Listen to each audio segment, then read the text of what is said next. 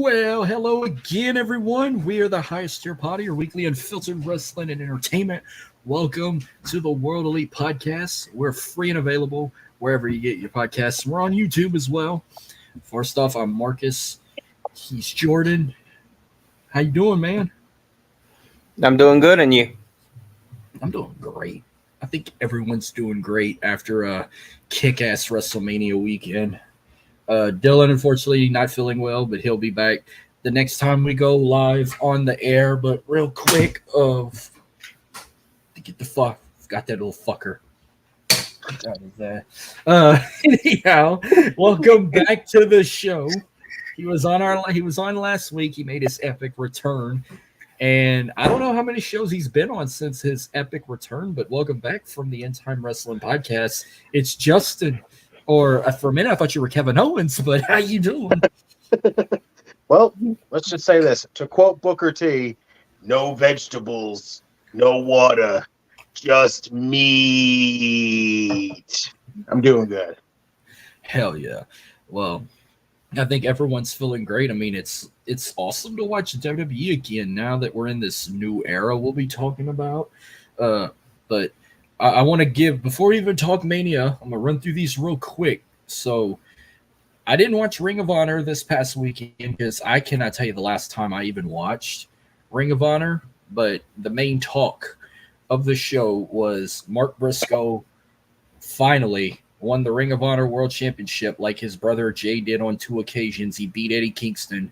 He was in there with his family celebrating. Did you get to check out the show, or did you just watch the moment when he won it against Eddie Kingston? I just saw the moment. But I think it's an awesome moment. Like, you can't tell me that you're not going to give Mark Briscoe the ROH World title, the same title that his brother won, and just tell him, no, you're never going to snip that title. Like, fuck no, you're not going to do that. You're clearly going to do it out of respect for Jay Briscoe. You are giving Mark Briscoe the world title. Plain and simple. What'd you think, Jordan? Yeah, I just saw that match, and it was an awesome match, and it was a banger. I think the only match I watched, I put on the 0 Hour. They had a women's match. I forgot who it was, but that's the only thing I saw because I didn't feel like paying. I guess it was like $40 to watch it because I don't have the honor. I'm not an Honor Club member no more. So, like I said, I just stick with WWE and NXT and occasionally AEW. I'm trying to get back into TNA, but I said I'm gonna have a lot of catching up to do. I know they got a pay-per-view coming up, but we're not here to talk about TNA just yet. But yeah, I thought he well deserved it, because I loved the Briscoes. But before we knew what was going to happen with Jay, I was lucky to see the Briscoes in action against FTR in their first meeting at Supercard 2 years ago. So I was blessed to be there for that. If my dumbass would have went to Supercard of Honor in 2018 instead of going to the freaking WWE Hall of Fame, I would have not only got to see the Briscoes again, or that would have been my first time seeing them, I could have been there in attendance for Cody Rhodes versus Kenny Omega. What did I want to do? I want to go see the Hall of Fame because I'm a dick. Yeah, I want to be there when legends get freaking the respect they deserve. Fuck you, like. I want to hear Jeff Jarrett sing that freaking song that was so damn long, and I want to see Goldberg's boring ass speech. Like that's the day I will regret for the rest of my life, not going to that Supercard of Honor to see Cody Rhodes and Kenny Omega. That would have been my first time here in Kingdom without the woe, or first time seeing Kenny Omega. First time seeing most of those guys instead of waiting till 2021, because I think like 80% of that roster are AEW talent now. A couple of them are in WWE. Damn, that's crazy. Actually. Like one guy we're going to talk about on the show, when he was known as Punishment Martinez, he was on that match card. Like I could have saw Damian Priest before he went to the WWE. Wild, actually. Yeah. But also another show that happened this past weekend, which Philadelphia was on fire.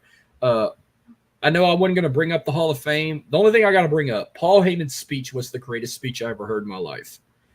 Nothing's ever going to be as amazing as that speech was. When he told them, "You can suck my fucking dick," I saved that. I use that a lot now on Twitter. Oh, it's great. Or in text messages. Absolutely Yeah, wonderful. I love the little MSG setup they had, where it looks like you're coming through the exit in MSG. I wish they would use that more often for like PLEs or shows before the PLEs. But then NXT even used it. They did Stand and Deliver in Philly at the Wells Fargo Center. They had an attendance record. They had over 16,000 for Stand and Deliver. That's the most fans they've ever had. Great. It was a very good show. What happened that night? I'm trying to think of the order. So everything was good. I will say the worst match had to been on the kickoff. Joe Gacy versus Shawn Spears. It was like not interesting for me. Braun Breaker came out of nowhere. Braun Breaker and Baron Corbin defeated Axiom and Nathan Frazier to retain the tag team titles. What was after that? Oh, the best match, that triple threat match for the North American Championship. Obafemi, Dijak, and Josh Briggs. Match of the fucking night. Match of the weekend at first. Like, the fact that it basically, was before Mania, it was literally taking the crown as the match of the weekend, and just everything had to be even remotely close to that, and it's insane. Yeah. Then it was that 6-woman tag. It was Thea Hale's team. I forgot who her partners were. They beat JC Jane and her 2 partners, which I think that was my first loss. That was my only loss on the main card. Because I also picked Joe Gacy last minute. No, I picked Shawn Spears last minute and he lost. So I only lost 2 matches on the Stand and Deliver card. Roxanne Perez wins the NXT Women's Championship from Lyra Valkyria. Ilya Dragunov defeated Tony D'Angelo to retain the NXT Championship. And then the main event, Trick Williams defeated Carmelo Hayes. Okay, the match wasn't bad, but I felt like it was rushed. Like, that match went by so fast. It should have been longer than it was. It was disappointing. It was good, but it was also very disappointing because you built the story up so high as just Trick Williams got attacked. Who the hell is it? And again, we all knew it was going to be Carmelo straight from the get. But again, the way they did all these runarounds, like maybe it's not Mello, maybe it's Lexus King, maybe it's this person. They did a good job at doing that, but again, clearly it was going to be Mello, and they made it this big freaking just feud out of jealousy and hatred, and it just felt like, again, it needed a stipulation. But again, I think we don't have to worry about that because I don't think this is just a one and done. So now I think we can start getting to the stipulation matches with those 2. So as much as this one's going to feel very not as big as it should have been, it's a good start for their feud. Yeah, it was a pretty good match. And I think it was a little rushed, but I don't think this is the last time they've done a fight. Yeah, what did you think about the other matches? I mean, Dragunov and Tony D was good. Great. Roxanne Perez and Lyra Valkyria was a good match too. Yes, the right person won. You're not gonna build up this heel Roxanne character and not put the title on her. That's nuts. Tony, I love Tony D'Angelo and I love Ilya Dragunov, but I'm not seeing Tony D'Angelo being the one to dethrone Dragunov. There's only one person that's going to dethrone Dragunov, and it's the guy who won the main event, as far as I'm concerned. Yeah, it's clearly going to be Trick. Hell yeah. All right, so let's get to the Mania show. Now, before I even get to any main talk of the show, if anybody's not going to tune in and listen to this, I'm just going to quickly do my way of a recap real quick, like song-wise. And if you could kind of go with the beat, you could kind of sing along when I get to the chorus. But like, Oh boy, I was playing this, I was thinking of this in my head. I was like, I wonder if people would really tune in to hear this. So I kind of narrowed WrestleMania 40 down all weekend in a verse like this. So it goes a little something like this. If you guys can hear me loud and clear. So it goes like, Mania 40 dead, crowd cold as hell, sell out, less pyro, fans whine to our kickoffs, motionless in white, Rhea's twin, she retains 2 new sets of tag champs, Jason Kelsey, Lane Johnson, Weezy sucks, Uso sucks, largest skates, the big 3, Asuka is 0-6, Gunther is 666, Bloodline Ruse, Drew gets his moment, CM Punk, bisexual Undertaker cashes in, 2 champs, 1 night, Philadelphia street fight, LA Knight, I shall speed, Bailey, we want Cody, main event of a lifetime, stories finish, AEW marks, talk shit, Roman cry, babies bitch, but we didn't start the fire. That's just the world is turning. oh god, Billy Joel's about to hit us with a fucking cease and desist. Oh no! I heard that song playing, and I'm like, okay, I'm fucking making a verse for this. Oh, no, we're doomed. God. Oh god, that was hysterical though. Was this had? I think this was the coldest WrestleMania ever, because all people did on the internet was bitch about the weather, and Michael Cole went from a journalist to a meteorologist. Mm-hmm. I've never thought I'd ever hear Michael Cole go full on like, we're about to get a cold front over here, like fucking hysterical. The man wore a beanie while he was wearing a suit. That's hysterical. What the hell was that suit he was wearing? He looked like fucking Magneto from X-Men.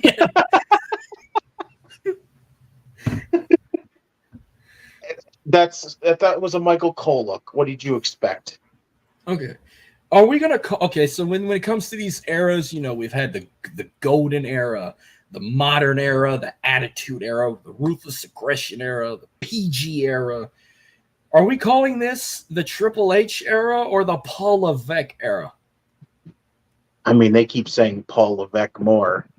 So at this point, we're going Paul Levesque, but you can still call it the Triple H era. It's the same fucking thing as long as you want to, you know, if you're so used to calling him Triple H and not by his real name.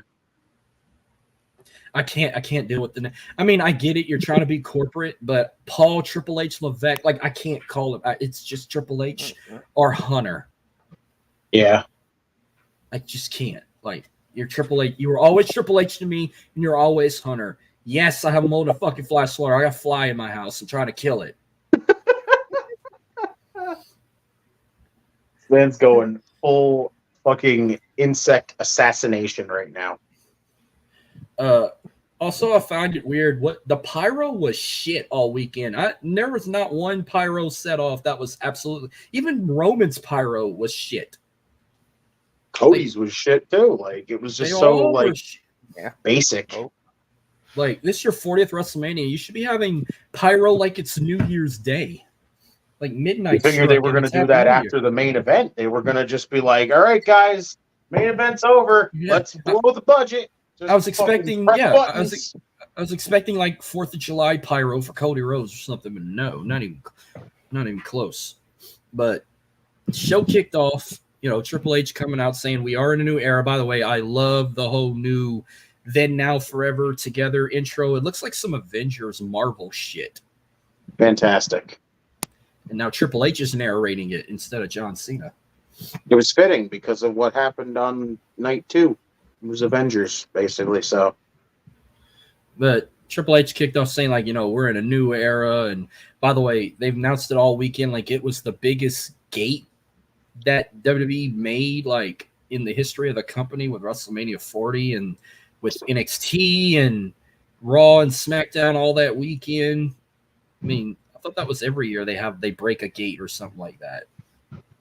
Yeah. I mean, again, now that they're counting 2 nights of Mania and basically throwing it together and going, look at this attendance record, big numbers. I like how they're trying to rub it in. They've been giving AEW shit all week. Like I've been loving the shit that they're bitching about, but they were like, now they're combining the record. Like, we had 174,000 jam-packed Lincoln Financial Field. Like, you had 72,000 both nights. I get it. Plus, what did Michael Cole say on one of the kickoffs saying when he introduced CM Punk, saying like he was making all the marks cry or some shit? I didn't hear that, but that's hysterical if he did.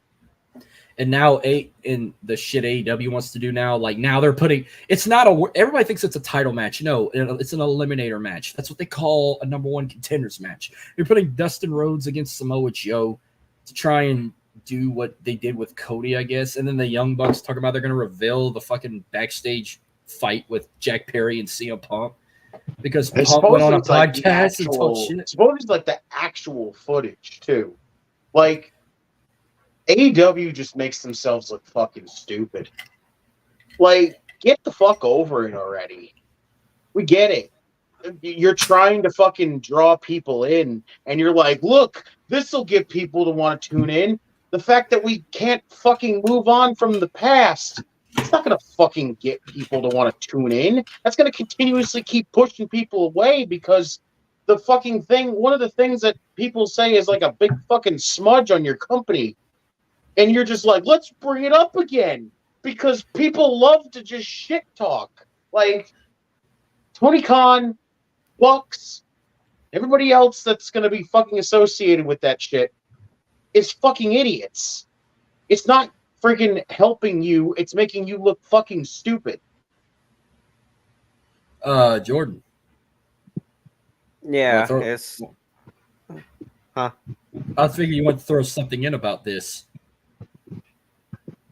Yeah, AEW is just so bad. I don't know. And something tells me I got a feeling. What if they say they got the footage, but they pay actors to portray Jack Perry and CM Punk to make it look realistic? They do that. I'm fucking done with them. I will shit talk that company. Stupid. It might be even worse than actually showing. That might actually be worse than just showing the footage. Or what if it's like a footage from a cell phone and they're like so blurry in the background and you can't tell who's who, and they're like, "Oh, look, see, that's CM Punk hitting somebody. It could be a feint. It could be something else going on." No time. I mean, even if it's the actual footage and it's just fucking blurry that we can't even tell what the hell it is.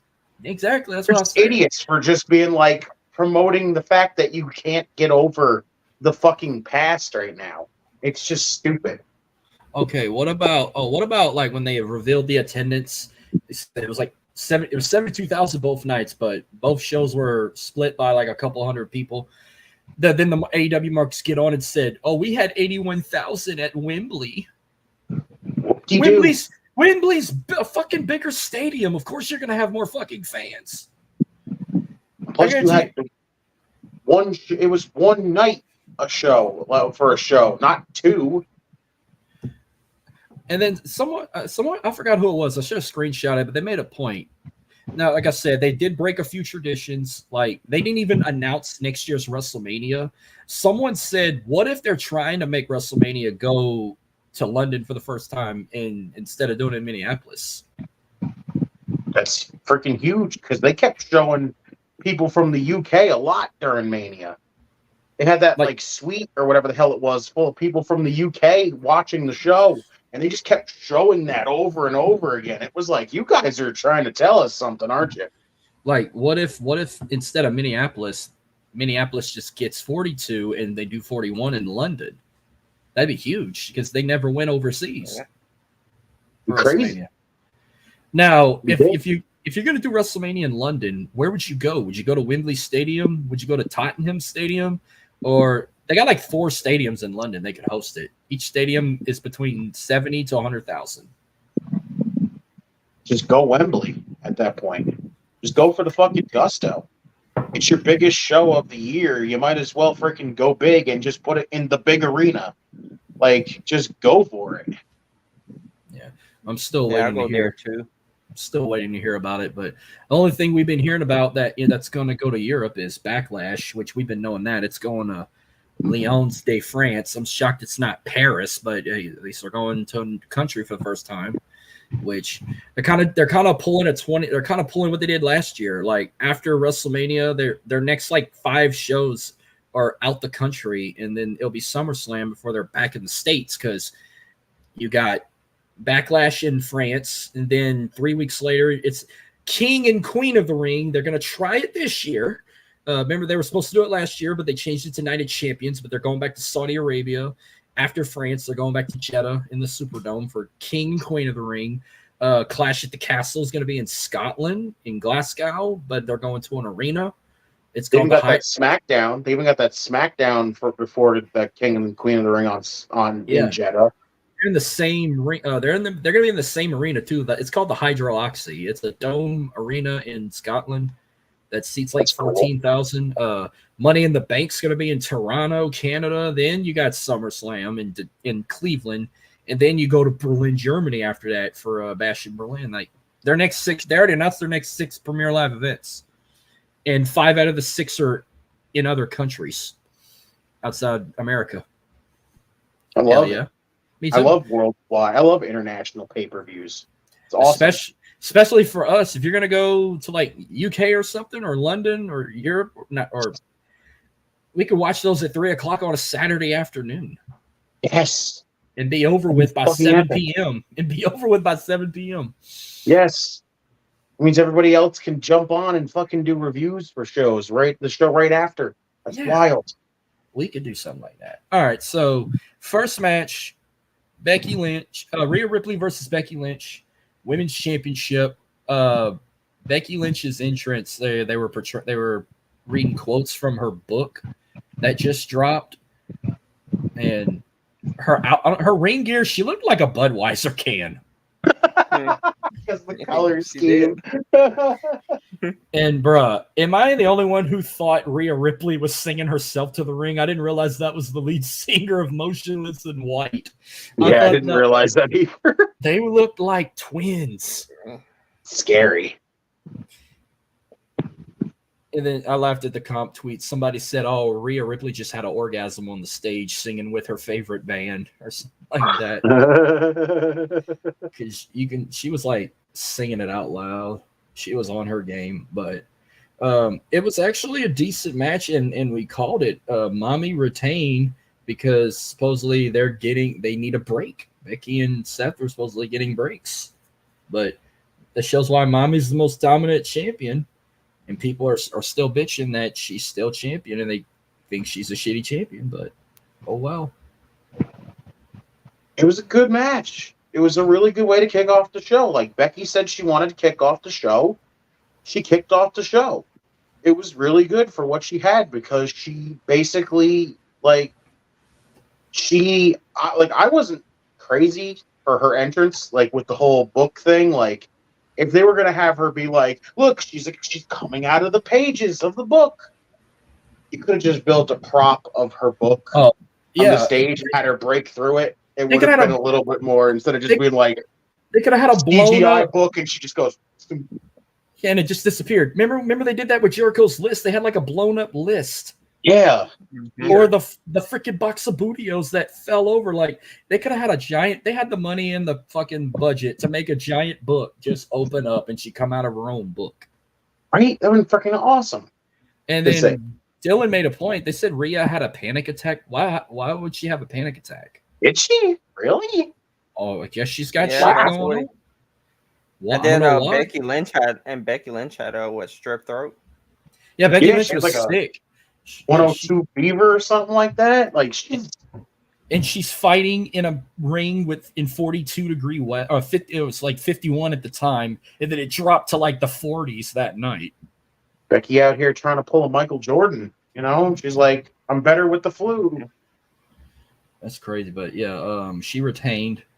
Yeah, but I'm trying to figure out, why did Rhea have a panic attack? I don't know. All I know is it was the right choice to have her retain. I get Rhea's reign has been disappointing, and we don't see her wrestle that much since she's won the title. But Becky doesn't need to win the title just yet. Before I go to the next match, do you find it throughout both nights there was not a lot of backstage moments or interviews at all?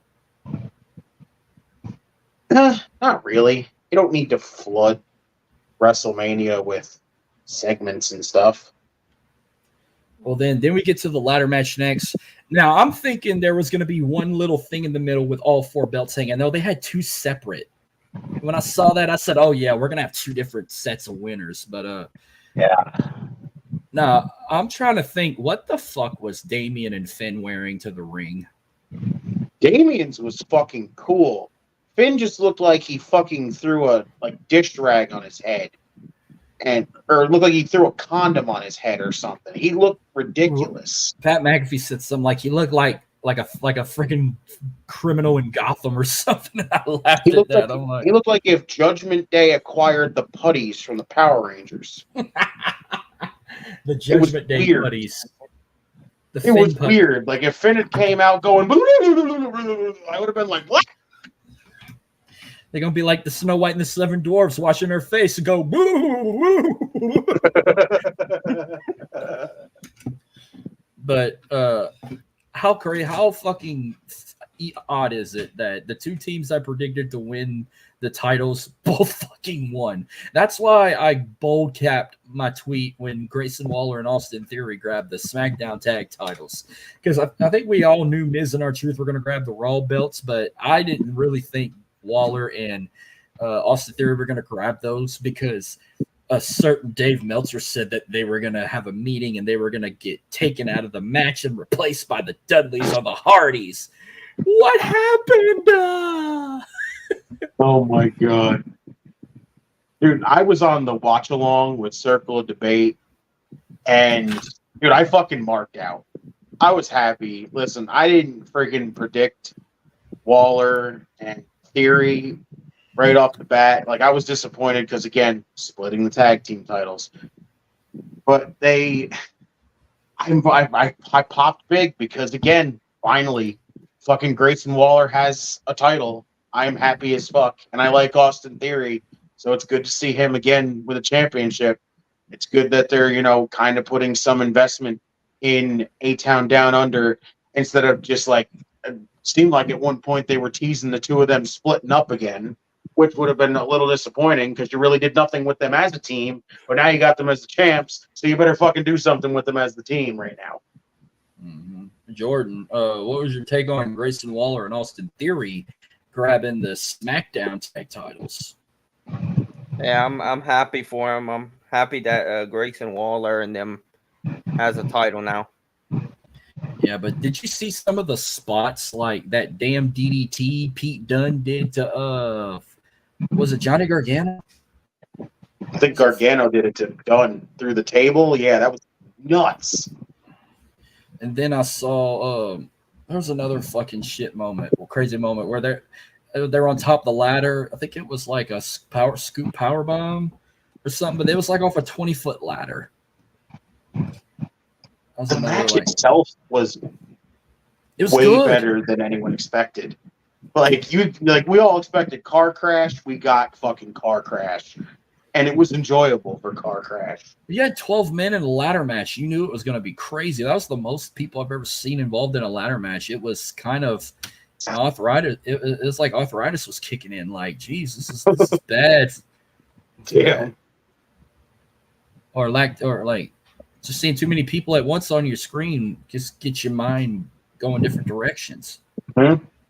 But yeah, we all knew Miz and R-Truth was going to win. Like, I'm glad they let R-Truth be the one to grab the belts because yes, the tag in was funny. Like, we're going to have a tag in a ladder match, kind of like he did at the Rumble. And Miz played along with it, and that made me like the Miz for the first time, I think, since 2010 when he was Mr. Money in the Bank.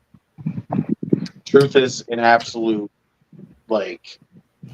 he's a gem at this point. The man deserves to be in the Hall of Fame for not only being in the wrestling business for as long as he's been, but the fact that he's this fucking comedic. He can do everything, it just seems like. He's a baby. He's a fucking great baby face. He's hysterical as fuck. He's a really damn good heel when he wants to be. Can we just always have those moments of just giving Truth his flowers? Because he deserves them every time. I'm going to fast forward the part on Raw last night where he just jumps in the ring and he raises his tag title up with Rhea and Damian. That was A picture worth 1,000 words. I died during that whole entire segment, especially the part where they kind of like teased that he was teaming up, he was talking about Lil Jimmy, and I fucking died because I just listening to Miz go, "You're not talking about Lil Jimmy, are you?" And just Truth goes, "No, shut up." And I'm just like, "What the fuck?" I was waiting for Cena to come out before the match even started, but I mean, it is what it is. I just wanted to watch Judgment Day sell to nothing. That would have been the greatest thing ever. Well, I got some more on the Judgment Day when we get to night 2, but then next match, this was my first of only, I think, 3. I lost 3 matches the whole WrestleMania card. I've only lost out of 13 matches. I went 10-3. This was the first match I lost. Rey Mysterio and then now Andrade versus Santos Escobar and Dominic Mysterio. Unfortunately, no Carlito heel turn. And Rey Mysterio and Andrade win thanks to a former Philadelphia Eagle and a current Philadelphia Eagle, Jason Kelsey and Lane Johnson, in the crowd with Rey Mysterio WrestleMania 40 edition mask. And wait, I'm like, who the fuck are these two guys? And I'm trying to think who could. Never mind a lot of streams. I think it was Jason Kelsey and Lane Johnson. You could have fooled me every time to think that was going to be them showing up. And I heard the rumor that they wanted Jason Kelsey to be at WrestleMania but I didn't think he was going to show up. And I'm like, oh, if he shows up, then fucking his brother's going to show up with Taylor Swift or some shit. Jesus.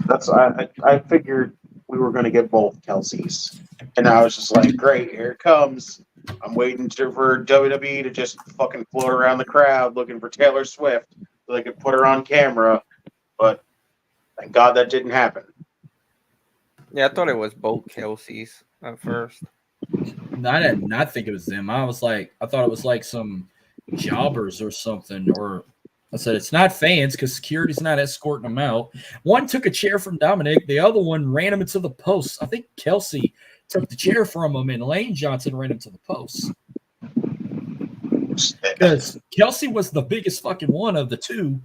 Kelsey, the fattest one, was the one that took the chair from him.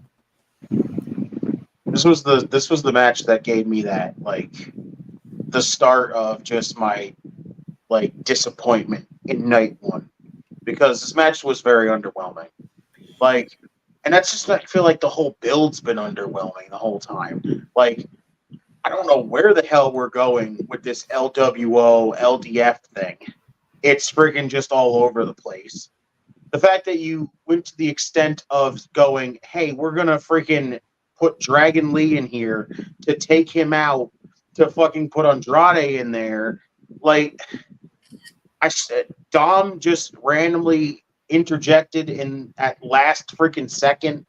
Like, it just, the story was starting to get underwhelming, and then the match just was like, that was it. And then we had the hokey freaking ha bull because we had to have, oh yeah, freaking, we're in Philadelphia. We might as well take 2 Philly players and just put them out there.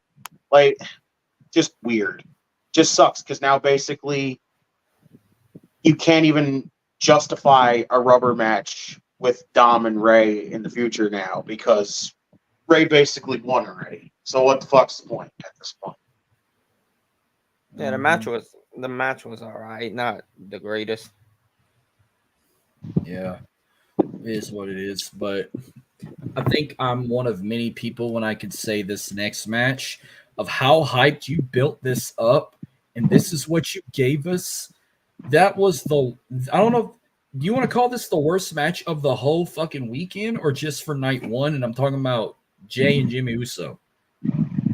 Between TakeOver and friggin' WrestleMania, yeah, this is probably the worst match of the weekend. It's disappointing. Like, I wasn't going into this match, I wasn't a fan. I've been off the whole thought of Jimmy and Jay one-on-one since the SummerSlam shit.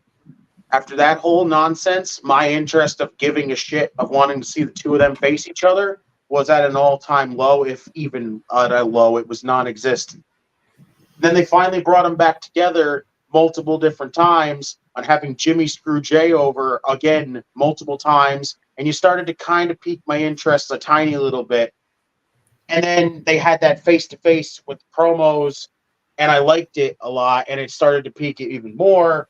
So I got a little bit of interest going into it, but not a lot. And then they delivered this. Just a fucking super kick fest galore. It's really all it was. Like, it's hard to really get excited to watch these two face each other when they're basically both the same freaking person. They have the same move set. So watching them wrestle is just like, okay, cool. We get to watch one throw a super kick, and then the other one will throw a super kick, and then one will throw 3 super kicks, and then one will throw fucking 4 just because he wanted to throw one extra. Like, it was just so, I don't know how those two thought that was the freaking way they needed to have this match, but it wasn't it. It's a disappointment. And honestly, again, I'm back down to not even, if they're going to continue that with the two of them, I have very little interest anymore. Jordan. Yeah, I thought this match was gonna be better than this, and yeah, they was just super kicking the whole match. So yeah, well, even bad enough, Lil Wayne's performance went to shit. They cut it short, which I don't know if he was starting to cuss or whatnot, but come on. When it's going to be on Netflix, you ain't got to worry about that no more. But the fact that you're going to bash Samantha Irvin, calling him introducing him as the greatest rapper of all time, first off, he's always been called the greatest rapper of all time because he can fucking rap. So why are we getting judgmental about that, first off? Oh, because he had a shitty performance. A lot of people have shitty performances live, and then people are like, oh, I didn't see Eminem. And yes, Eminem is one of the greatest. He might be the greatest. He's the greatest white rapper of all time. Greatest rapper, yeah. Lil Wayne, Weezy's a fucking freestylist more, but it's Lil Wayne, not Little Wayne. I hate when fucking people call him Little Wayne. It's Lil Wayne, and don't you ever blame Samantha Irvin. You gonna give her fucking flowers. She was fucking phenomenal at WrestleMania, and she's still phenomenal today. I fucking love Samantha Irvin. She deserves all the praise she gets. All the people out there hating on her, you can go fuck yourself. I'll say it right here, right now. I don't give a shit. You can go fuck yourself. If you hate her, then you are used to some pretty shitty fucking announcers then. That's all I can tell you. Here's what I got to the people that are going to talk shit on Samantha Irvin. You can suck my fucking dick! Also, the off is the way you can fuck. Yeah, off is the direct. Jordan, you want to add on to that while I go find that? I love that fucking clip. It is hysterical. But I just... Off is the direction you can fuck! Yes, there it is. Love. Jordan, what do you want to take on Samantha Irvin and Lil Wayne? yeah, Lil Wayne, yeah, I like him. And then Samantha Irvin is just the best. Thank you. I was disappointed though, because Lil Wayne said that he was going to debut. He was going to freaking perform a new song. Remix. Yeah, I didn't hear no new That's song. not a new song. God damn it! He fucking rapped to a Millie again. He rapped Millie that got cut off, and then he just was yeet when Jay would come out. I didn't hear no. I feel like we got remix, lied to, or they canceled him because they know how he raps and he drops N words and F bombs 24/7 and say pussy a lot and all that shit. Oh no, Lil Wayne performing live without not being censored. How dare you? Now, come on. I know Lil Wayne can rap good rap. When I first heard How to Love, I'm like, oh, he not only did he make a slow song, he made a song that he don't cuss at all. And I'm like, he is the GOAT. He is the greatest rapper alive, best rapper alive since the best rapper retired. Like he said, he's up there in the corner. He's up there. He's a freaking great lyricist. Like, the guy's good. People just hate him because he's from our home state. He may not Young live Money. in I'll throw it up. Young Money. he may not live. He may not live in New Orleans anymore, but he lives in Miami now because that's where Young Money's headquarters is now. Is Miami? So, shouts to Young Money. Tunchi. Yes, Moolah, baby. there it is. All right. Speaking of other hip hop artists or whatnot, can we just get an approval from Beyonce to call Bianca Belair, Jade Cargill, and Naomi just Destiny's Child instead of the big three? I'm shocked Ice Cube didn't file a lawsuit because isn't his basketball league called the Big Three? Is it? I think it's called Big that's Three. Right, it is. Oh God, maybe we might have to change that name there, guys. Like, just be Destiny's Child. I love Destiny's Child.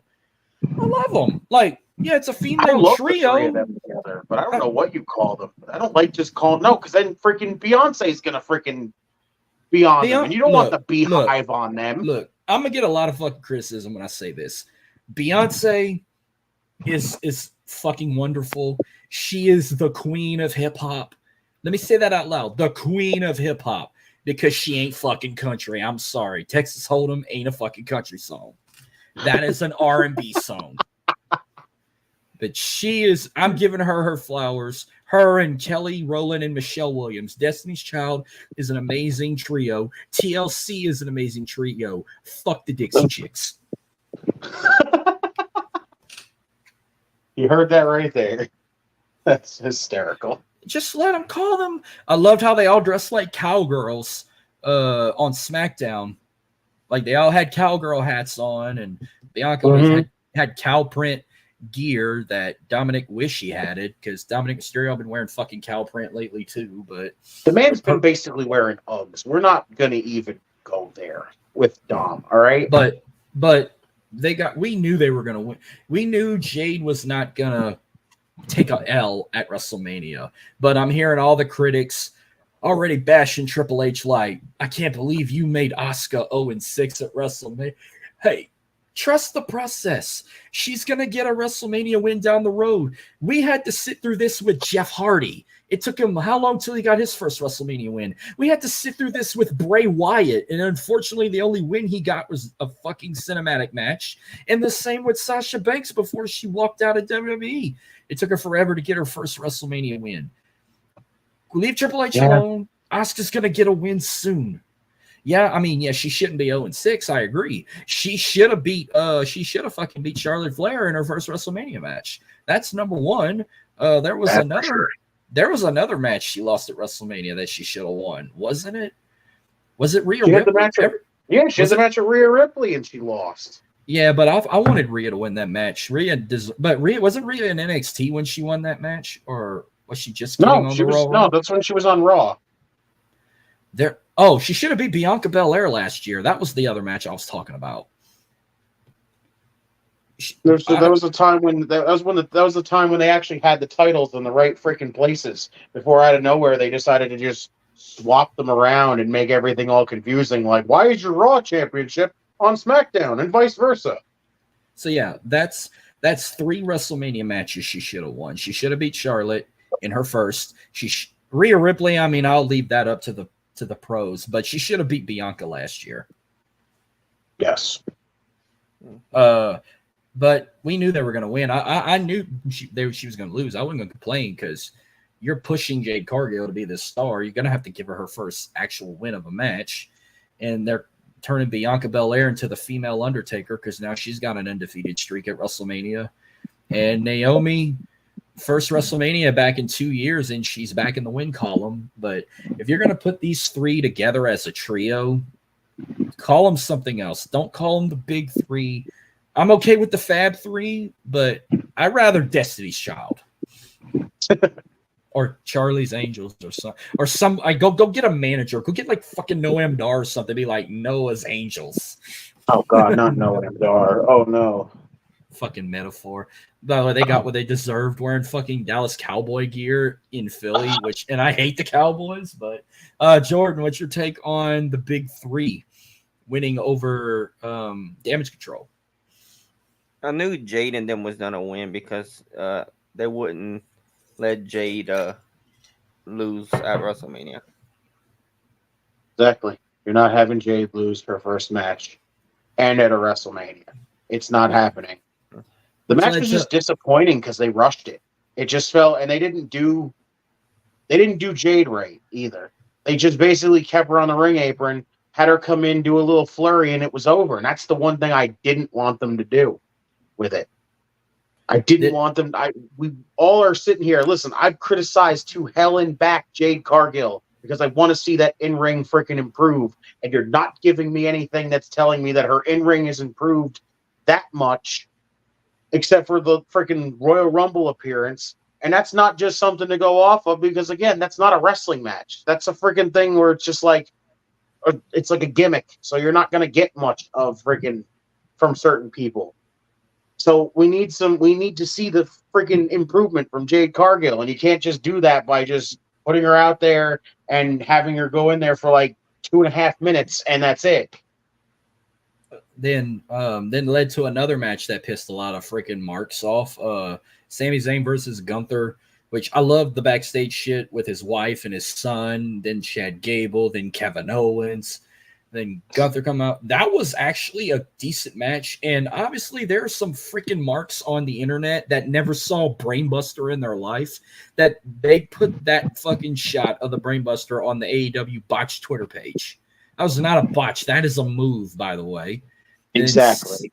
Sammy ending the reign. A lot of people were pissed saying it should have been Chad Gable ending it, not Sammy. But Sammy already had his WrestleMania moment last year in the main event with KO defeating the Usos. Or he had a hell of a match with Johnny Knoxville 2 years ago. But I'm okay with it. I mean, we'll see what happens next week on Raw. You think Chad... Well, first off, this is the most Vince McMahon shit I ever saw. You're going to end Gunther's reign at 666 days. 666. Y'all guys need some holy water. Praise Jesus. But what'd you think of the match? And do you think Chad Gable wins the title against Sammy next week in Montreal? The match is great. I like how they handled it. I think the fact that they had Sammy basically, get the shit kicked out of him, come back from behind, get that, big surprise like win was okay. Okay, I completely understand. It's awesome. Match is great. Again, I'm still slightly disappointed that it wasn't Chad Gable because again, story was there. Why did you pass up on it? Now he basically can't get that story completed. Yes, he's starting a new one with Sammy, which makes a lot of sense. It's cool that we're doing that. We're not just giving up on Chad Gable, which is awesome. But Sammy, again, you just said before, same thing. Sammy's already won the Intercontinental title. Sammy's already had his big WrestleMania moment with Kevin Owens. It should have gone to somebody who absolutely needed a big freaking boost. And Chad Gable was that guy right there. Story behind him could elevate him to just not being like this lower card to jobber status that he's usually stuck in. Like, it just sucks that we're not going to get to see that. But, we kind of got the story going with Sammy, which is going to be really interesting. Are we going to pull the trigger? Is Sammy going to be a transitional champion? Does Gable get the title? Does Gable cheat? Does Gable turn heel? At this point, I'm interested to see what we're going to do with this. So, in the end, guess you could say it was a thumbs up and a success here. Jordan, what'd you take on Sammy being the one to dethrone Gunther's reign? It was a pretty good match. I wish it was Gable in this match, but he might. Does he win next week on Raw? Because they're fighting each other next week for the title. I don't think so. Do I feel like I sound better? Because I realized my mic volume on this mic was at full fucking blast, and I hope I didn't bust no eardrums, especially at the start of the show. Damn. I must have been normal the whole time. And Dylan never had to text me to say, "Turn your mic down, motherfucker." You just see the message pop up and it just says that. Then So, main event of night one, we get The Rock and Roman Reigns versus Cody Rhodes and Seth Rollins to determine the fate of night two. If they win, it's bloodline rules or whatnot. Night one, maybe not overall, but I will say night one, the best entrance went to The Rock. That entrance with the final boss level engage. Then there was a fire on the stage that shaped the Brahma Bull. Oh, wait. Okay, I put it back the way it was. So The Rock's entrance, and now he's coming out. Okay, I got a question for you guys. You can see it really good right here on this overlay. That belt he got, they called the People's Championship. That was a gift to him from Muhammad Ali's widowed wife. Tell me that does not look like the freaking Brahma Bull Championship you see on all the video games. At this point, I'm convinced it was just made for this. I'm more than convinced that that's all this was for. All he did was just make this title to be like, oh, The Rock got the title of People's Champion, so we're going to give him a title belt that basically insinuates, Rock's massive fucking ego. Like, when he came out last night with his freaking title trying to make it seem like it means something. Why? Yeah, I get you came out with it at WrestleMania, but why? Now you're pulling an AEW, you're going to be walking around like Hook with a fucking fake title, and now we're never going to hear the end of that when the Marks figure that shit out with their fucking little peanut brains. But it's weird. Like, it's just, I understand what they're doing here. It's just the whole, haha, Rock's got a title that insinuates it's The Rock. Okay, cool. Jordan, real quick, what did you think of The Rock's entrance? It was pretty awesome. Night one. Now I get it, but I think it's kind of funny how night one, Cody, Seth, and Roman had normal entrances like every week, but night two they had kick-ass special entrances. Like, but I get it, because you saved the best for last. Okay, Seth Rollins, whatever the fuck you came out in, whatever you stole out of Becky Lynch's closet, I fucking hated it. Now, what you wore night two when we get to it, oh man, I loved what you wore night two. Okay, so the tag match was absolutely so fucking long. It was over 40 minutes, and it was, I'm not going to lie, that tag team match got boring until The Rock told that referee, you count and you're fired, and they got to do what the fuck they wanted to do. Then it got better. Then the match finally got interesting. I have a feeling like I'm going to be that. I guess I have to be me, I guess, to just rip this shit apart here. I hated this. Hated this main event. I really did. First off, I already don't give a damn because first off, it was obvious you were going to do the whole where you need Cody to have more adversity freaking nonsense. So it was obvious Rock and Roman were going to win this. But I just didn't give a damn because first off, it was boring as sin. I didn't care even when he made it freaking like basically. It just sucks because you basically gave away bloodline rules. Yeah, it was basically bloodline rules, you could call it.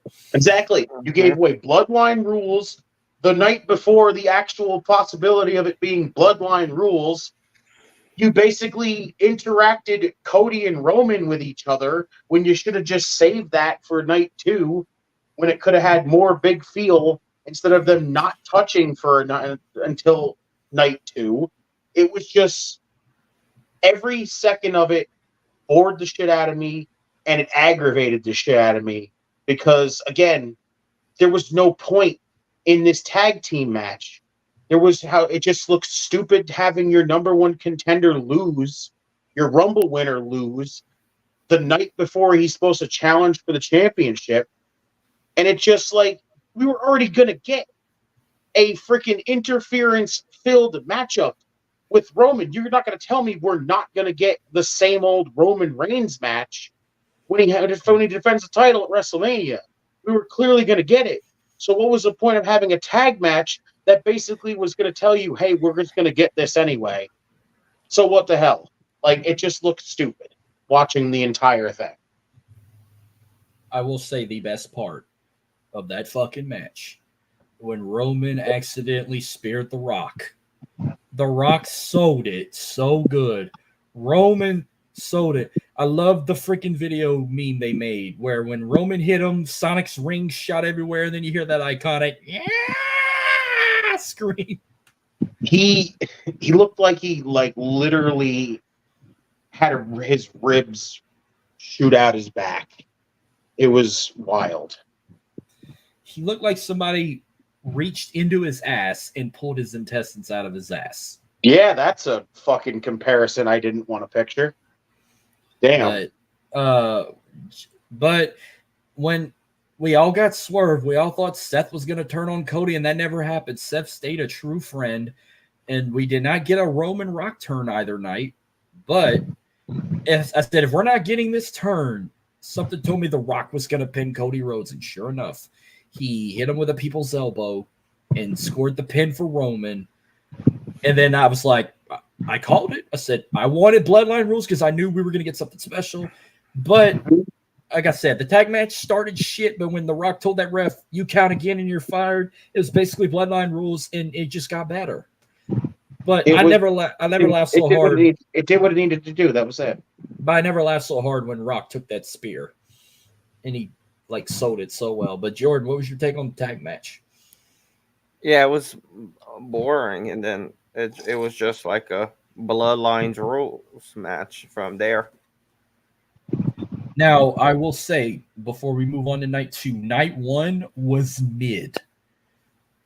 The best I said the best. I think I said the best match of night 1 was the ladder match. The worst match was Jimmy and Jey Uso. I think that was some people said the 6-woman tag was the worst match. I'm like, fuck no. I said the goddamn Jimmy Jey was the worst match of the night. It was the worst match of the whole fucking show. Yeah. Now night 2, oh my god, that was the fucking best. Not only was that the best night, that was the greatest night in any 2-night show ever. And I said night 1 of 39 was the overall best until 2 nights ago. And then night 2 was basically perfect. Night 2 was in a nutshell.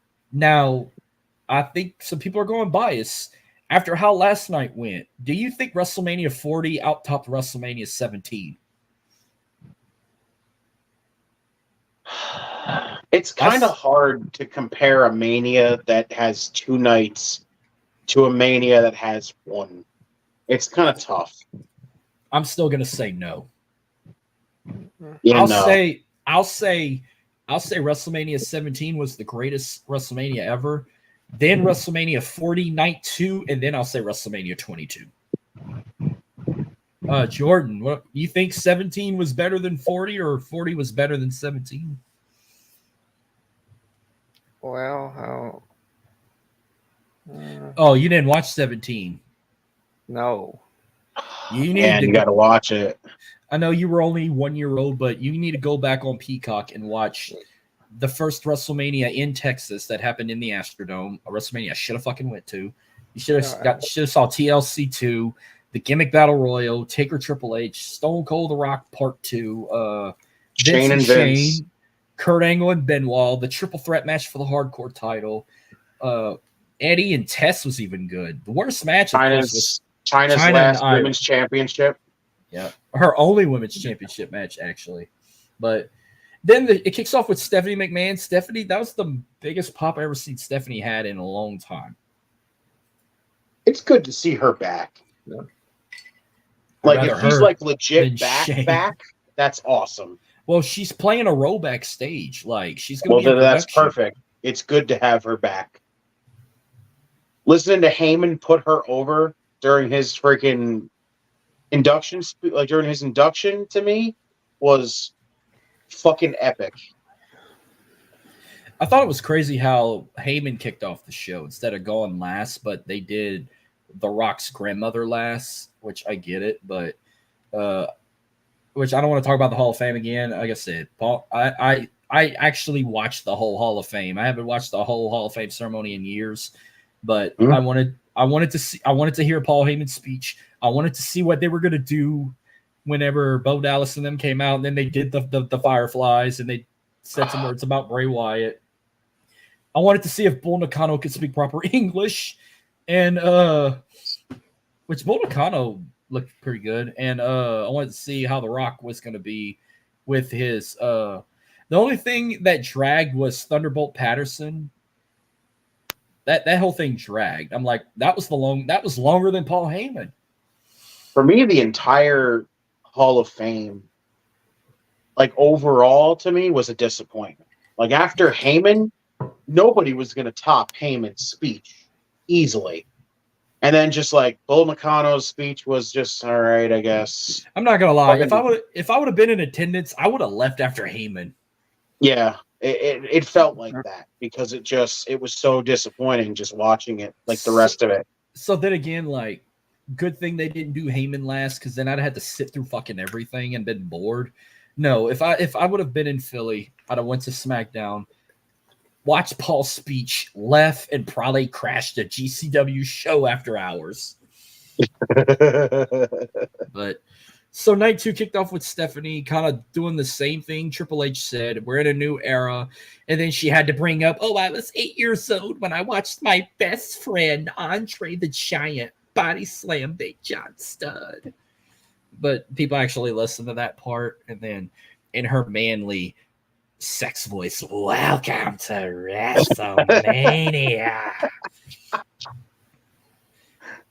And shockingly, it was a more beautiful day than Saturday. The temperature was normal, warmer. It got to 60-something degrees, and then the lowest it dropped was like 55.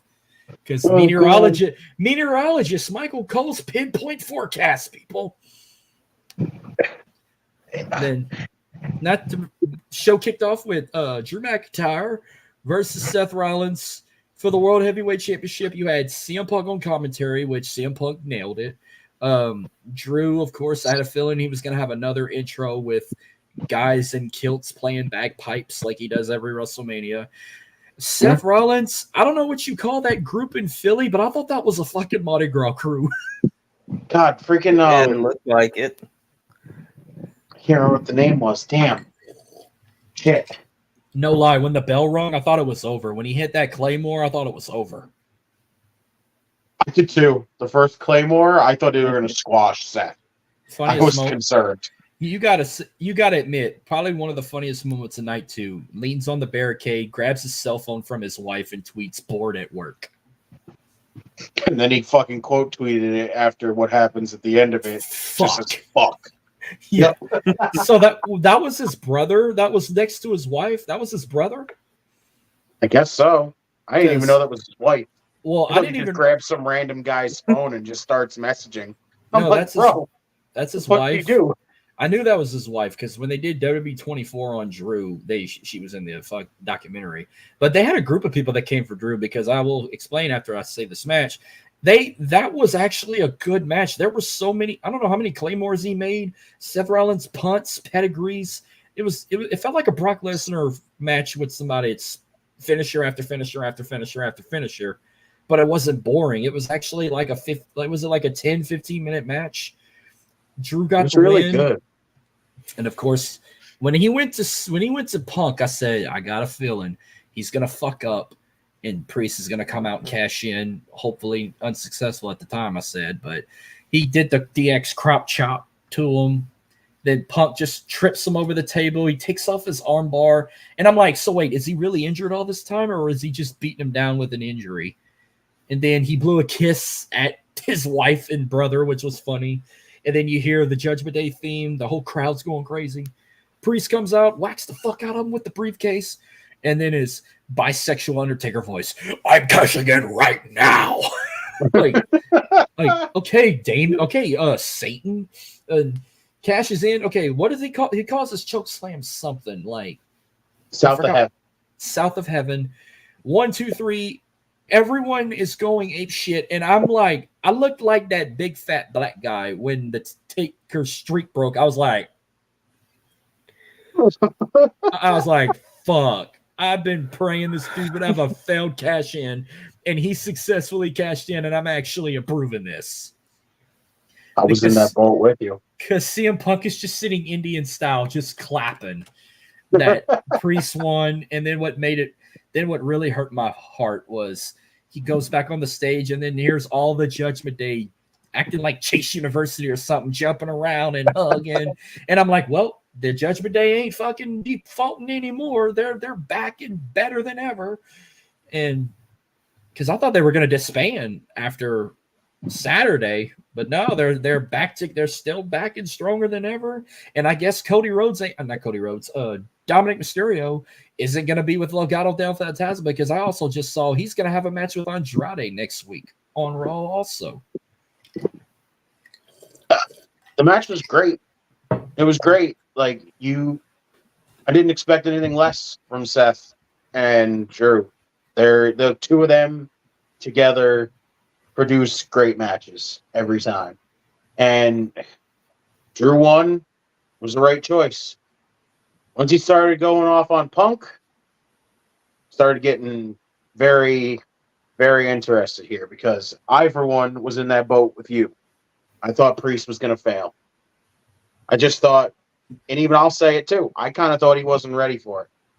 I don't feel like he's ready for it. I didn't feel like he was ready for it going into it, because just how he's always felt like the entire time, he just felt like that mid-card guy for the longest time. But it's just like, again, I will drink and fucking eat my crow right there, because when that man cashed in, it looks right for some reason. There's something about Priest with the world title that just looks correct. So I'm interested to see what he's going to have going for himself here. And this Drew Punk stuff is great. I can't wait to see more of that. Oh man. Okay. Jordan, what's your take on the match and Damian's cash in? No, the match was great. Drew got his WrestleMania moment, but then, I thought he was gonna fail. Yeah, see, that's all they mainly focused on, was they wanted to make sure that Drew got his moment in front of fans. He won. That's all that really mattered. 4 years in the making, he finally got that moment. He won the title in front of a crowd, and that was it. And then they were immediately going to take it off of him. But the fact that he actually successfully cashed in, I was just like, oh shit. I graded the match 4 stars, and I graded Priest's cash in 5 stars. I just graded all. I'd put it as a 4.5, just completely straight up. Because if you're putting the cash in as a 5, which is great, the match is a 4, that means the whole thing together turns into a 4.5. Either way, that's a hell of a way to kick off night 2. Mm-hmm. Well, hell of a exactly good way to kick off. But goddamn, I forgot what. Yeah, this Punk Drew feud is cooking. Especially after Raw last night. I can't wait for Punk to get fully healed. It's obvious we're gonna not get this till probably SummerSlam or maybe after. But yeah. Like I said, I'm pumped for it. I can't wait to see more, because after what happened on Monday, I'm excited to see more of it. Again, I don't think they need the world title involved in it. You can have this feud and then get that over with, and then eventually come back to Drew winning the world title again. Yeah, we all know what's going to happen. He's going to win it at Clash at the Castle. What's going on, Ivan? Circle of debate in the house. What's up, fam? Yeet. Yeet. Yeah, so. All right, so next match, it was, the Philadelphia Street Fight. We get Bobby Lashley and the Street Profits versus the Final Testament, Karrion Kross and Akam and Razor, AOP. Snoop Dogg on commentary, him and Pat McAfee. Oh my god. I love every fucking bit of that. Pat on commentary is great. And for some reason, Snoop Dogg on commentary is something that you would never expect is great. Not at all.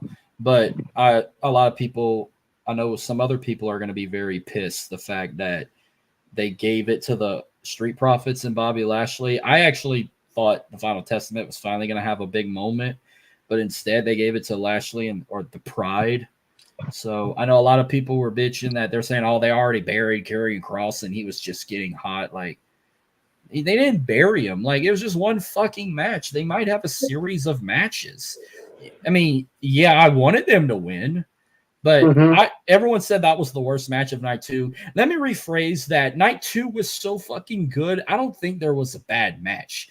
This match was not even this match was not even bad at all because number one, you had Snoop Dogg on commentary with Pat McAfee. Number 2, you had Scarlett and B-Fab even get involved. That made it fun and interesting to watch. And third, which I didn't think need to happen because you can't have one without the other, Bubba Ray Dudley as the referee. And then they did the What's Up part. I wish Devon would have been there for it, but I get it. And then, yeah, the fucking table botch where the table broke on its own. Yeah. But no, I don't know why. I laughed hysterically when Bubba put his glasses on after Karrion Kross shoved him in the corner. I want to know where he pulled those things out of. I hope he pulled them out of his pocket. Yeah, he ain't like fucking Mick Foley and pull it out of his crotch. That would have been hysterical because that's a terrible thought to think of where the hell those are. When he put them glasses on, I laughed hysterically, and I'm looking around like, where's Devon? You can't do the What's Up without him, but they used was it who jumped off the top? Was it Montez that jumped off the top or Angelo? Angelo Dawkins. And I'm glad to see him back. I know he recently lost his mom not long ago, and it was good to see him back on TV, doing what he loves to do, hanging out with Montez and Lashley. But Jordan, what's your take on the Philadelphia street fight? Oh, it was a great match, and then they had Snoop Dogg commentating, and that was awesome. By the way, the match was sponsored by his like drink, the gin and juice drink. It's like him and Dr. Dre. Yeah. I like how certain matches had sponsors like that Home Shield company, American Home Shield sponsored the main event of night 1. Of course, Slim Jim was going to sponsor the next match because of one particular guy. But the fact somebody made a joke about it, like, Jesus Christ, for Jimmy and Jey Uso, just because Rikishi's ass got shown so much in their childhood, their match is sponsored by men's wipes. Some dude wipe, like it's fucking wipes to wipe a man's ass. Dude wipes. It's hysterical. So then we get LA Knight versus AJ Styles. Everyone is shitting on AJ's new song. I like his new theme. I'm not giving an opinion on it yet. I need to hear it first, like more, because I can't just go off what I heard on Mania, because you don't get that clear of a thing for an entrance there. I need to wait till they actually drop the song and then listen to it, and then I can give it a proper opinion on it. Now, LA Knight wearing maroon, just like it was a good combo. Like, that's a good color for him. This match was everything I expected. They were beating the hell out of each other. AJ didn't even need an introduction. He just sprinted to the ring because he was ready to fight. And something tells me this rivalry is far from over. They're going to have a series of matches. I hope so, because if this is the way you're going to start it, this was a great way to start it. Match is great. Feud's been great. The fact that you have, LA Knight show up at the man's house, get arrested, and tell him, listen, you didn't think I was going to come for you? Yeah. The entire time, like, I said I was going to show up here. Yeah. Like, yeah, and in the cop car with handcuffs. Like, I'll see you on SmackDown next week. Yeah. Like, fucking wonderful. The feud's been great. Dude, he called him a fucking pussy at WWE World when they fought backstage. See, at WWE World. What's wrong? There's nothing wrong with this whole entire thing there. If this man just literally called him a puss in fucking like broad daylight like that, I'm dying. Look, this Paul Levesque Triple H era is going to give you some Attitude Era vibes because of shit like that. When they go on Netflix, you're going to got to worry about the crowd getting booed. Especially when they were fucking bleeping out what they were calling The Rock last night. But wait, you want to know how when I'm talking about, did you see that fucking video on Twitter? Whenever Samantha Irvin was going around the crowd looking at signs, and they had a dude in the crowd that held a sign say, "Watch out for Diddy." No, and she cut it. They cut her off because she's like, "Watch out for Diddy." She busted out laughing, and then the camera cut it off. They had a guy in the crowd that had a sign that said, "Watch out for Diddy." Oh my God! What I the said, fuck? "Oh, we're in the fucking Attitude Era all over again." Oh Hell yeah! Lord, that's actually kind of funny. I'm shocked no. I'm shocked security let him in the building with that because you know how fucking security can be these days. Oh, that's still funny though. Why the fuck? Oh. But Jordan, what's your take on LA Knight and AJ Styles? Oh, it was a great match, and yeah, if they have to keep it going, because it was a great match.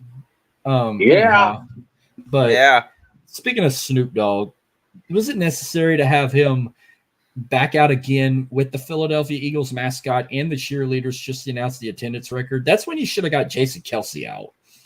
Like, now they're using Snoop Dogg a little too much. Then the fact he said, if y'all ready for the main event, give me a hell yeah, let's raise a toast. I'm waiting for a glass shatter. I was waiting for a glass shatter that night, just completely for certain reasons, but okay, we'll get to it. Okay, so next match. This match was really fucking good.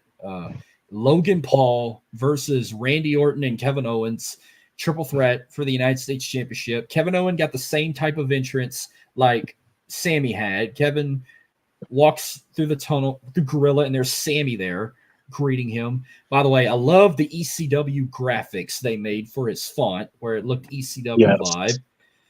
Randy Orton coming out, and Kevin Owens comes out with a golf cart. Then he goes, picks up Randy Orton in the golf cart.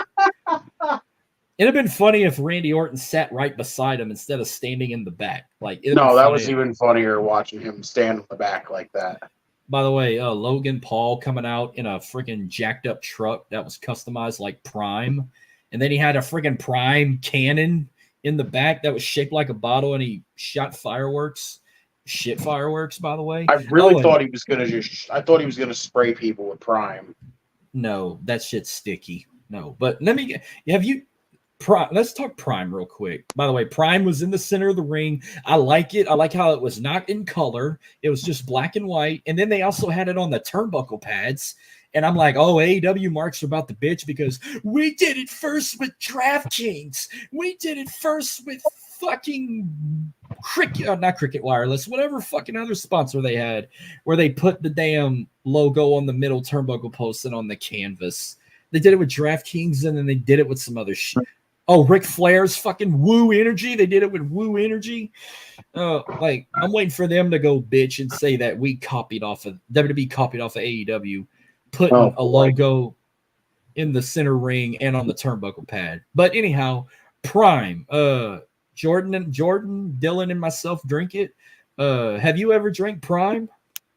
I have never tried it yet. You got to. There's energy, and then there's hydration. You got to drink the hydration. It really will hydrate. So the hydration one is the better one. They got all sorts of flavors. Everyone's favorite, I call it the rock. You know the rocket popsicle that everybody likes, the red, white, and blue popsicle. Yeah, the bomb pop. Well, they call it ice pop. Like the bottle is red, white, and blue, like the popsicle. The liquid's white, but it's got that rocket popsicle taste. But they call it ice pop. They got blue raspberry. That's like Dylan's favorite. They got fruit punch in red, mellow moon in white. The pink one, what's the pink one? Like strawberry watermelon or some shit like that. I tried it the other day. They got an orange. They got a lemonade. They got a green one. I don't remember.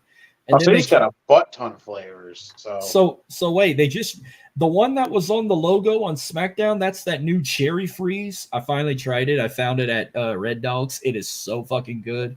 Dylan said it was, well, you saw that they made a Cody Rhodes edition bottle. They had an American Nightmare fucking Prime bottle. I'm looking for the flavor. I'm looking for it on the website. I guess it was just something custom made. I'm looking for fucking in stores. And then they even had WrestleMania 40 edition Prime bottles. They had the Prime hydration station in the corner where the bottles were green. I'm looking for that online too. I'm like, all right. What are these? Where's these flavors? Because I want to get one of each as a souvenir. I want to get a American Nightmare bottle as a souvenir. Plus, I want to drink one, and then the WrestleMania 40 bottle as a souvenir. Yeah, definitely gonna try this stuff then, at least once. Okay, so I'm gonna give Logan Paul his flowers here. I've shit talked him. And his podcast is good. I'll give him that. I've shit talked him of being a douchebag YouTuber, but I've always said he was really good in the ring. But I will also acknowledge him the fact that not only is his prime fucking amazing, and I'm a fan of it and I drink it, but you got to give him his flowers of being in the suite after he won his match, filming on TikTok his reaction with all the shit that happened in the main event to Cody finishing the story. That gave me a lot of mad respect for Logan Paul, and it hurts me to say that. The dude gives a shit, and that's the best part about it. As much as I don't like the guy, Logan Paul, I respect him as a wrestler, and I respect that he gives a shit about the business, which is a good thing. Plus, he's also in physique shape. I'll give him that. Like, he looks like $1 million every time he comes out in his ring gear. Yeah. Jordan, if you can hear us, what's some of your favorite Prime flavors you drink, and what did you think of this triple threat match? By the way, I called it. I said Logan Paul was going to retain, but then I kept thinking, what if he would to lose it? Because that would have been nice if KO won like Sammy did, but then I figured Randy Orton would win because it's been 2 years since Randy Orton fought at WrestleMania, but no, Logan Paul retained, and there's a possibility he could go into SummerSlam as United States champion.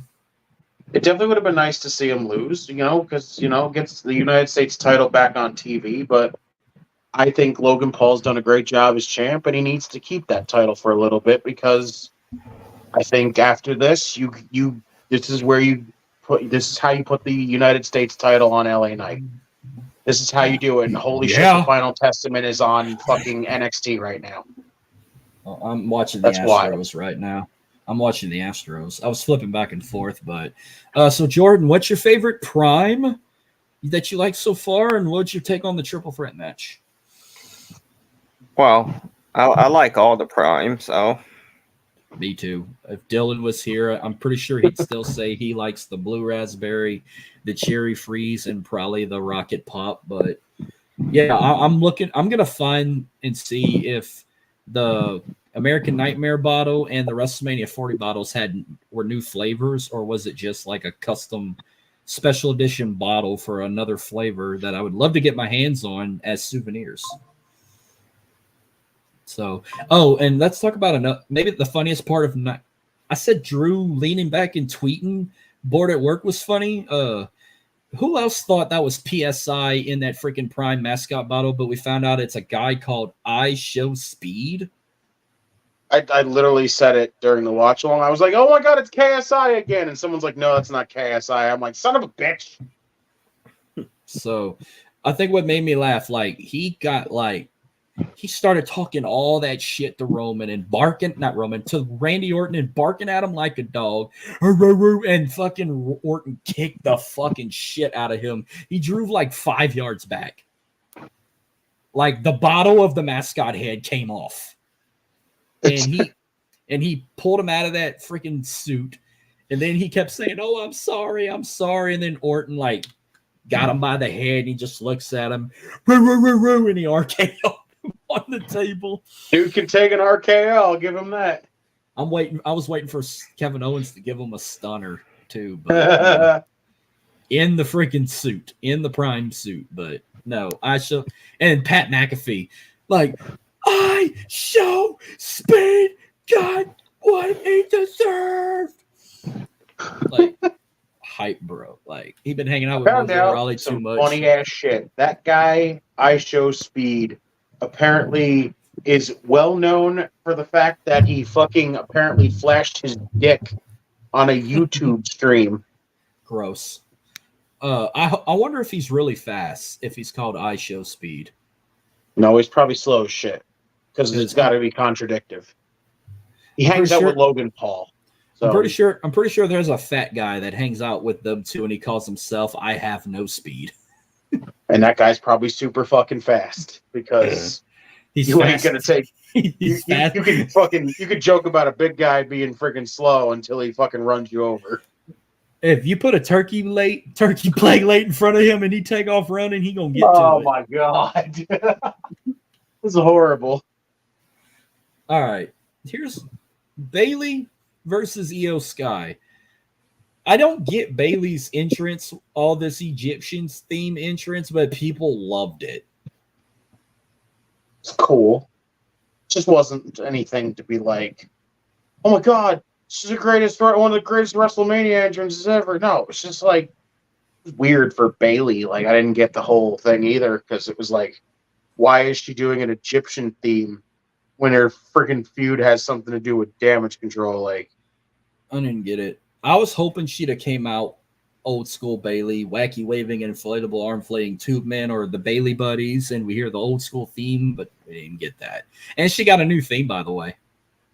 yeah, I didn't expect her to go full fucking, hugger Bailey, but I want her to get new music. Just all around new music. Not even this. I want to just completely different music that's not basically just a remix of what she had when she was a heel.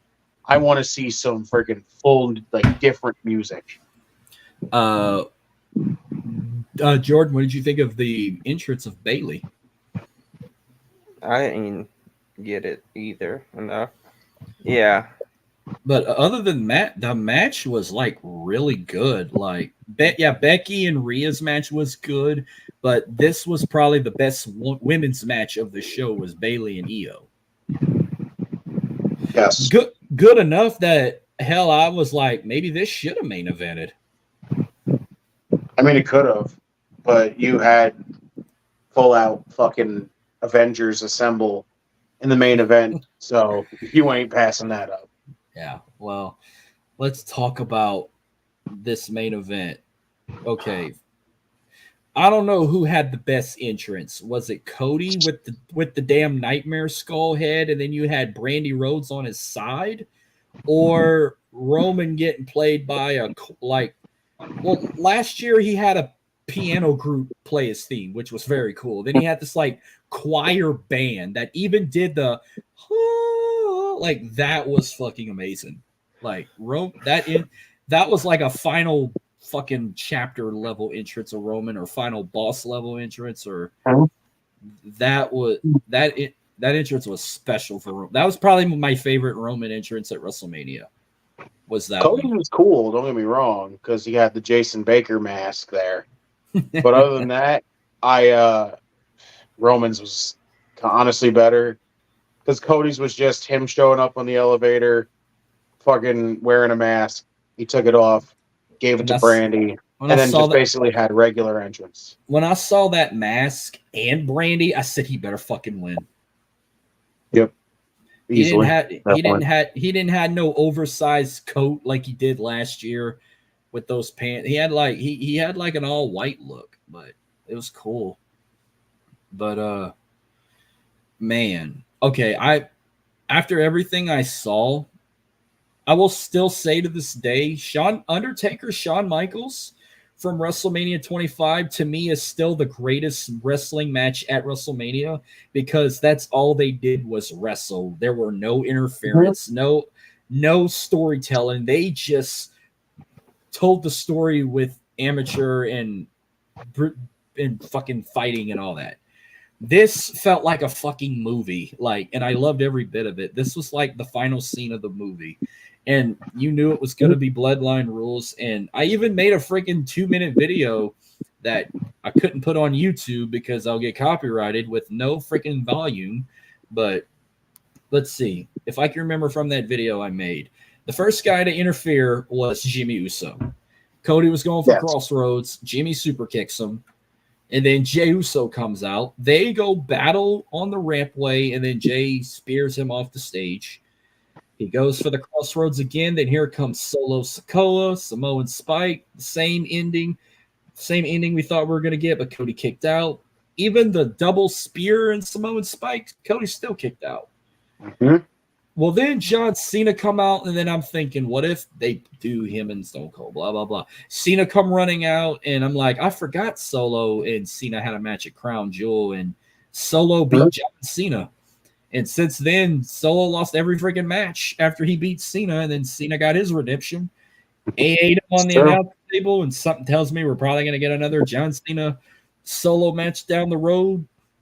And then here comes the final boss, and then everybody's like, oh shit. It's still we get a stare down of The Rock and what the fuck? I still acknowledge my tribe. Dude, didn't you just post on Facebook that it was time for him to lose? I got something to say on Roman. Oh, fuck. He flew out my fucking hand. Got you. This man's over here pulling a fucking Mr. Miyagi over here, just like, I got him. I didn't get him. All right, so he rock bottoms him. Then in my head, I'm thinking we're about to hear the glass shatter. Right, no. Before that, we hear the Shield theme. Am I the only one who thought fucking Moxley was coming out or Dean Ambrose, but it was Seth Rollins? So I didn't go that far. I didn't go that far when I seen it. All I heard was Shield, and I was like, I even said it during the watch along. I go, Seth's got to show up, right? And he's got to show up Shield, right? Because literally he said he's going to be Cody's Shield, so he's going to show up dressed up Shield. Geared up, and then he did. Well, I didn't get it at first until we get to later in what happened, but he comes out from the other side, and Roman took him out with Superman punch. Then I thought the fucking glass shatter was going to come because he took off the weight belt, and he had another weight belt on that said Mama Rhodes. Everyone thought, I thought it was fucking Ambrose Moxley.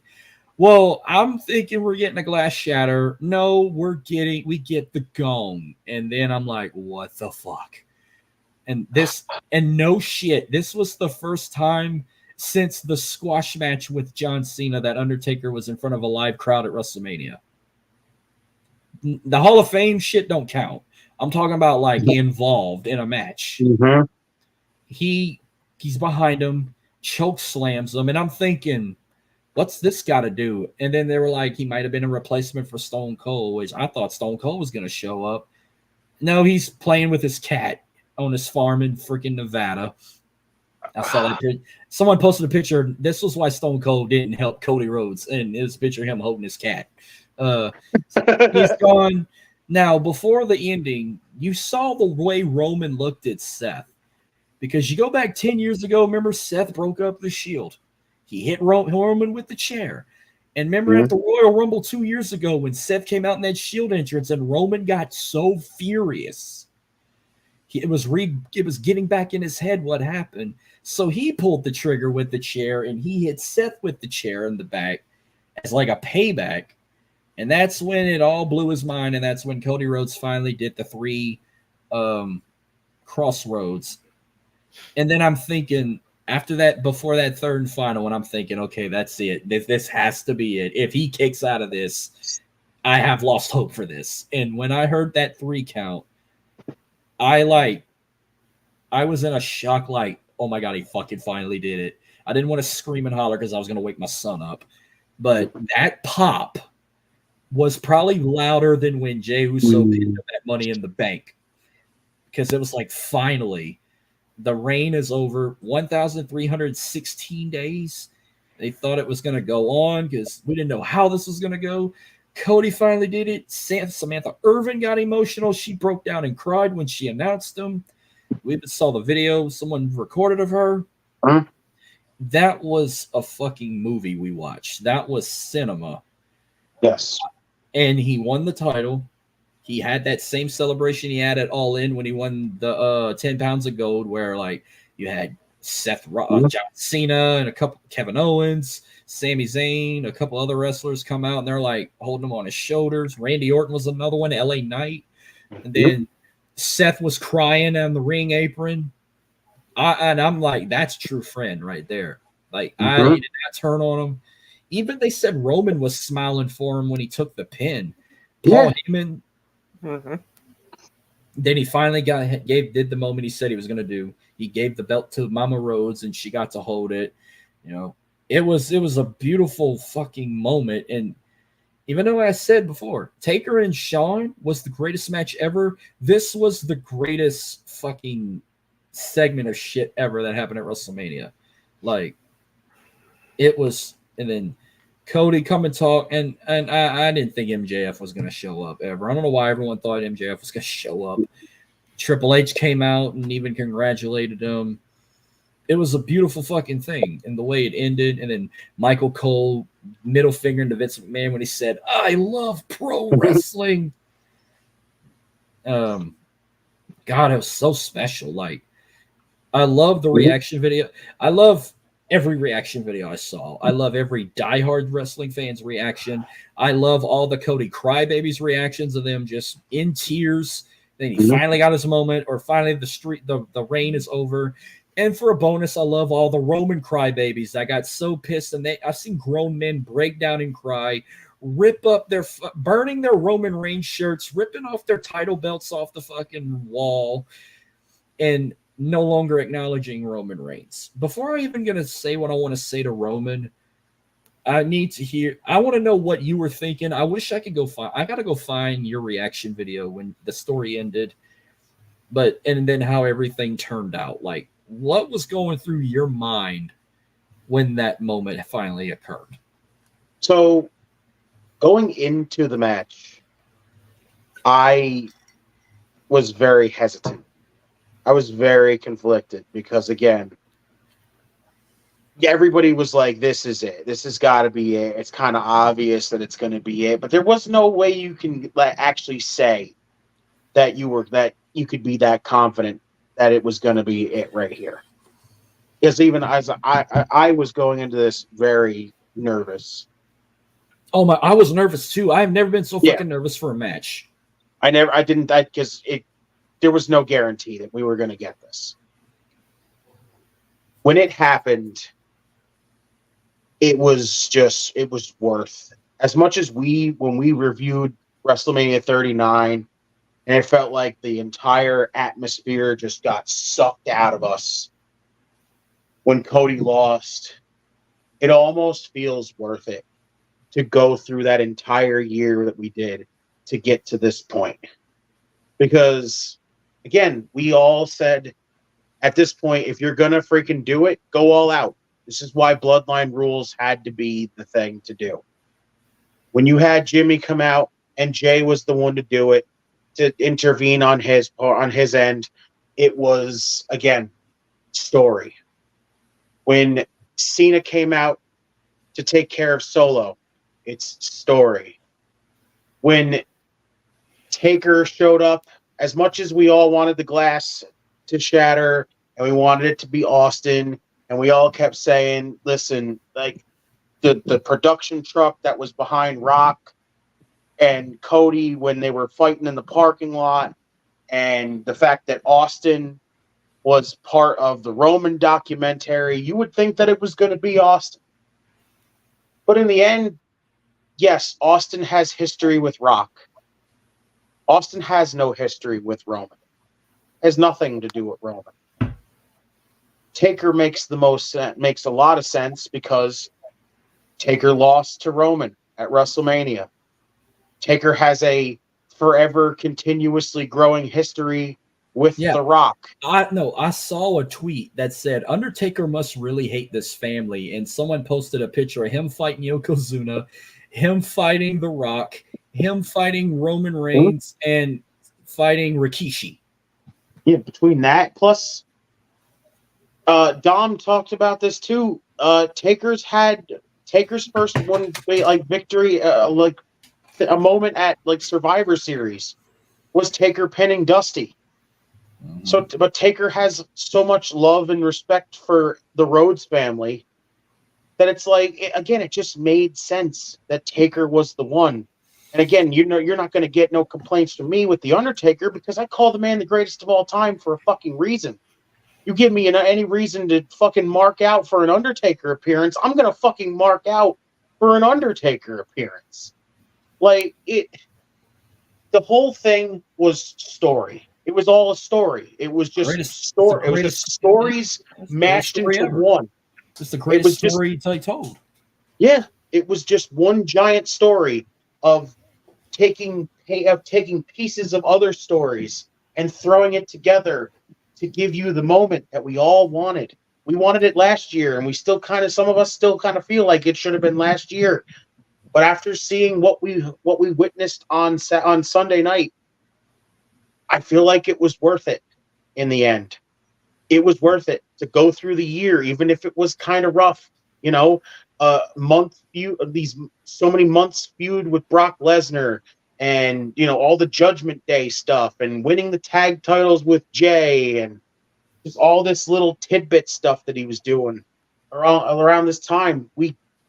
Yes, the Rock story thing was very discombobulated with Rock showing up and taking his spot, but Cody basically putting his foot down, the fans basically putting their foot down and saying, listen, this isn't what we did not just sit through this for a year for The Rock to come in here and take this away from us. Fuck this. We're putting our foot down, and if this is going to have to be the way we're going to have to do it, then we're going to have to do it. That's plain and fucking simple. This was legitimately, you can call this perfect. It was done perfectly. It was one giant story with a fucking happy ending. It's over finally. Again, we're never going to see a reign like Roman, and I will never say that like the man's reign is not fucking massive. It's going to be forever one of the biggest championship reigns we're ever going to see. And again, I don't think we're either never going to see a reign like this ever again, or it's going to be a long, long time before we see something like this again. Mm-hmm. So Jordan, we're not going to shit on Roman's reign ever, but this was done perfectly. Now, Jordan, real quick, what was your reaction and thought of this match and Cody actually ending the reign and finishing the story? It was awesome to see Cody win. At the beginning of the match, I was a little nervous about, never know what would happen. But at the end, I was happy for him. So, who all watched this show besides you and Dylan and Ryan? Were y'all the only three that watched it, or there was a bunch of y'all that watched it together? Dylan's mom watched it with us. Was she pulling for Cody too? Yeah. So, I want to know what was the reaction like in that house? Obviously, we know Ryan was pissed. He says he was pissed that Roman lost the title, but he said in a fucking Facebook post that it was time for him to lose it. But you, Dylan, and your mom and his mama, Miss Terry, what were y'all doing when that 3 count hit? How did y'all react? Well, we was just all happy that he won. All right, so I was laying right fucking here for most of the night too. When I saw both their entrances, I was on the edge of my fucking ass the whole time watching it. I didn't even want to stand. I didn't want to go to the bathroom. I had to go to the bathroom after Jay came out. I went, took a quick piss. Said my wife was there too, but she didn't give a shit. Yeah. Like, I'm on the edge of my seat. Like, I had to go piss so bad. So I was like, I don't know if anybody's going to. Solo ain't going to come out yet. I hurried up and took a piss. As soon as I got out, that's when I saw Solo came out. And then I did not fucking leave that spot till it was over. But, like, I was quiet. But when it was over, I'm telling you, my face was like, he fucking did it. Oh, my God. I never thought it was going to happen. The story's over. And I'm, like, about to tear up. Like, I cried when Kofi won the title. I was this close crying for Cody, but I was like, I was happy for him. I was happy for his mama. I was happy. It was fucking beautiful. The whole everything, the ending and everything. Okay, so on Roman, yeah, I've always loved, like, I was so big on the Shield when them 3 came together. Like, I was back and forth with Roman or Dean Ambrose as my 2 most favorites, because at first Seth was good, but when Seth broke the Shield up and joined the Authority, I hated him until he came back from injury. Like, I hated Seth Rollins, but I was back and forth with Roman and Ambrose. I was probably one of only a few people that stood up for him when they were booing him when he fought Brock in the main event and Seth cashed in. did the heist of the century, I was shit talking on the I was the one shit talking on Twitter saying they fucked Roman. When he got booed at WrestleMania and beat Triple H, I was probably the only person cheering for him. When he beat The Undertaker, that was the biggest shock to me, but I was like, I was happy for him, but I was pissed saying he should have been the one to break the streak, not Brock Lesnar. At WrestleMania 34, me and Ryan, even though I didn't meet them at the time, me and Ryan were probably the only two people in the Superdome that was rooting for Roman Reigns, because I was pissed when Brock beat the fuck out of him and the match sucked. And I shit talked the whole time. I'm like, this is bullshit. Drew McIntyre, the Drew McIntyre match, I was rooting for him because he just came back from leukemia, but I was pissed that the match was short. I did not want to see him fucking fight Goldberg, but it sucked that he had to leave during the pandemic with his leukemia issues. Now, the only time I would, and then of course, I'm going to jump ahead. WrestleMania 38, when I was there, I was rooting for Roman against Brock. I knew Roman was going to unify the titles. I said, it ain't over for him yet. So that God Mode shirt, I bought that at the Superstore when I went to WrestleMania 38. I acted like a kid and got his tribal, that little tribal logo Roman got. Yeah. I had that airbrushed on my arm. Oh, shit. I got a fake airbrush tattoo for Roman. And then I wore my God Mode shirt. I acknowledged him that night. And when he won, I was fucking happy for him. I will say, out of all the WrestleManias, I've supported him. The only two times I did not, or I'm going to say three, I did not support him in that triple threat against Daniel Bryan and Edge because I thought Edge was I wanted Edge to fucking win a WrestleMania match that won the Rumble. And then, of course, last year when he retained over Cody, I was pissed. I was ready for the reign to be over. I didn't care about records being broken.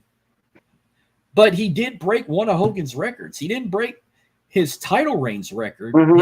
He's the fourth longest world champion of all time behind Hulk Hogan, Bob Backlund, and Bruno Sammartino.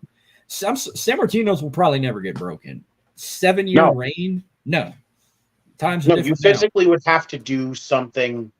You would physically have to keep somebody as interesting as humanly possible for 7+ years. And that I don't even think is physically possible you can do. You had one or two guys for that, and you blew it. You either had John Cena or you had Stone Cold Steve Austin. Yeah. But, yeah, so those 3 times, that he did break a record Hogan had. Hogan had the most WrestleMania matches. He tied it on Saturday, and he broke it on Sunday. And I'm thinking, well, at least he could say he broke one of Hogan's records. It wasn't the title reign. But I still acknowledge him. He was the greatest. I didn't live to see Hulk Hogan as champion for 3 years. I wasn't even in this. None of us were on this planet. No, not one of 3. Not even Dylan. If I would have lived to see that, then I would have said the same thing about Hogan. But that's once in a lifetime for me to see someone hold it that long. I've seen guys like John Cena or Brock Lesnar hold it for a year. Or even Rhea Ripley today, Seth Rollins just recently, CM Punk. I've seen multiple people hold a title for a year. Fucking Hogan and WCW was another one. But the fact that now I hope this is not his last run, because there were rumors saying that, if he loses the title, he's done. Then people were bringing up that he's battling leukemia again, and then that video someone posted of him and Heyman hugging on the stage, and I'm like, oh, fuck, is this really the end of Roman Reigns? I don't want that. But the good news is it's not, because Roman posted a video of him working out on the treadmill. I forgot what the tweet said, but at the bottom it said day 1. So Roman's about to make a comeback. I don't know how long, but he needs the break. He carried this. He carried everyone. Claims that Drew McIntyre was the one that carried the company through the pandemic. He was one of a few people that did, but I think Roman led the charge of carrying the company through the pandemic. He came during the Thunderdome era, and I don't know who the fuck made the post. He won the Universal title from The Fiend and Braun Strowman on August 30th, 2020, not on August 4th. I wish he'd have did it on my birthday, but my birthday was on a Tuesday during the pandemic, not a Sunday. He won that title on August 30th, 2020 at Payback. and he unified it with the WWE Championship 2 years later, calling it the undisputed WWE Universal Championship. I thought they were going to change the name back, but I guess not. Cody ain't got a special belt. He didn't bring the Wing Eagle belt back, so I guess he's keeping that title. But I will acknowledge the fact that Roman's dominant championship reign was fucking great. It was wonderful. It did give me some gray hairs. But look at look at the people he put over, especially like fucking Jey Uso. Now, Roman is the fucking top dog. He's my tribal chief. I will still acknowledge him, even though I wanted that reign to be. I just was ready for something different. He can still be the tribal chief. I want him and The Rock next, if we get it. But we're gonna get Cody and The Rock first, and then eventually we're gonna get The Rock and Roman. I want Rock to be Roman's last match before he retires. I'm not ready for him to go yet. I want to see more of the head of the table. I want to see him and Paul Heyman together. I need to see more of the ones up from the crowd. I need to hear more of that freaking final boss of a video game theme song he got, because I love that.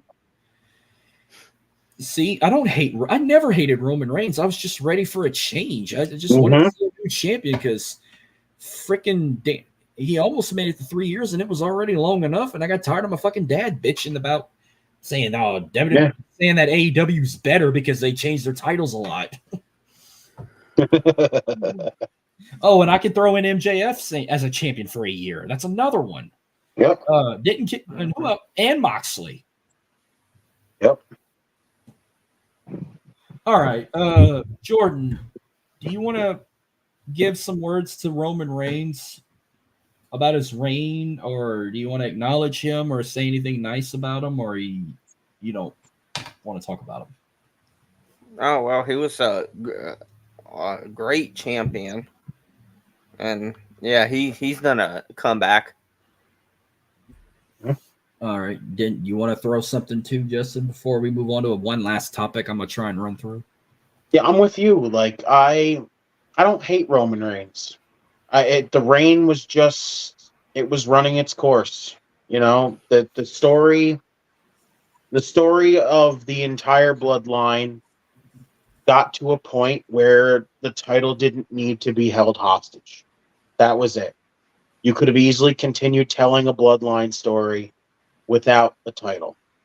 It was time for the change, and we finally made the change. But I'm never going to say that this reign that Roman had was awful.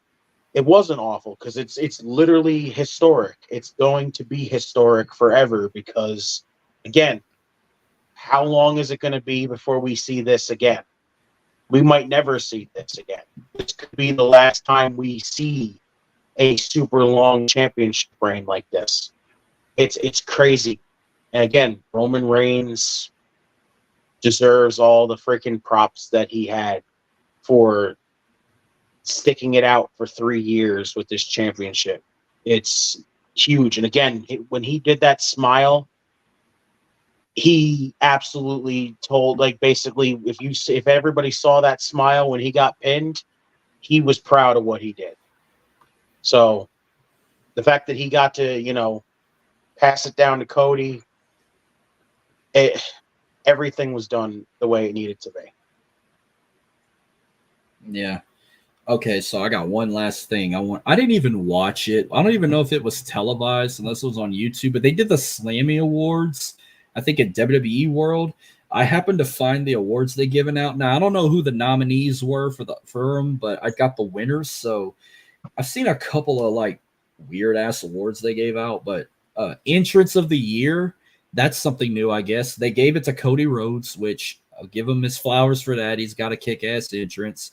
Yep. Do you happen to have the list of nominees for some of these Slammy Awards, or you don't remember? I don't. I did not really pay attention to the Slammies, really. So, let's see if I can find it real quick, because I gotta see what did they come beat against and whatnot shit. Because I don't. Well, this one don't fucking have it. Wait, hang on, here we go. Shit. This one doesn't have the nominees of it. Hang on, let me type that in. Maybe I could get something. But I'm wondering, because I just want to see if that was the right choice for people. Scroll.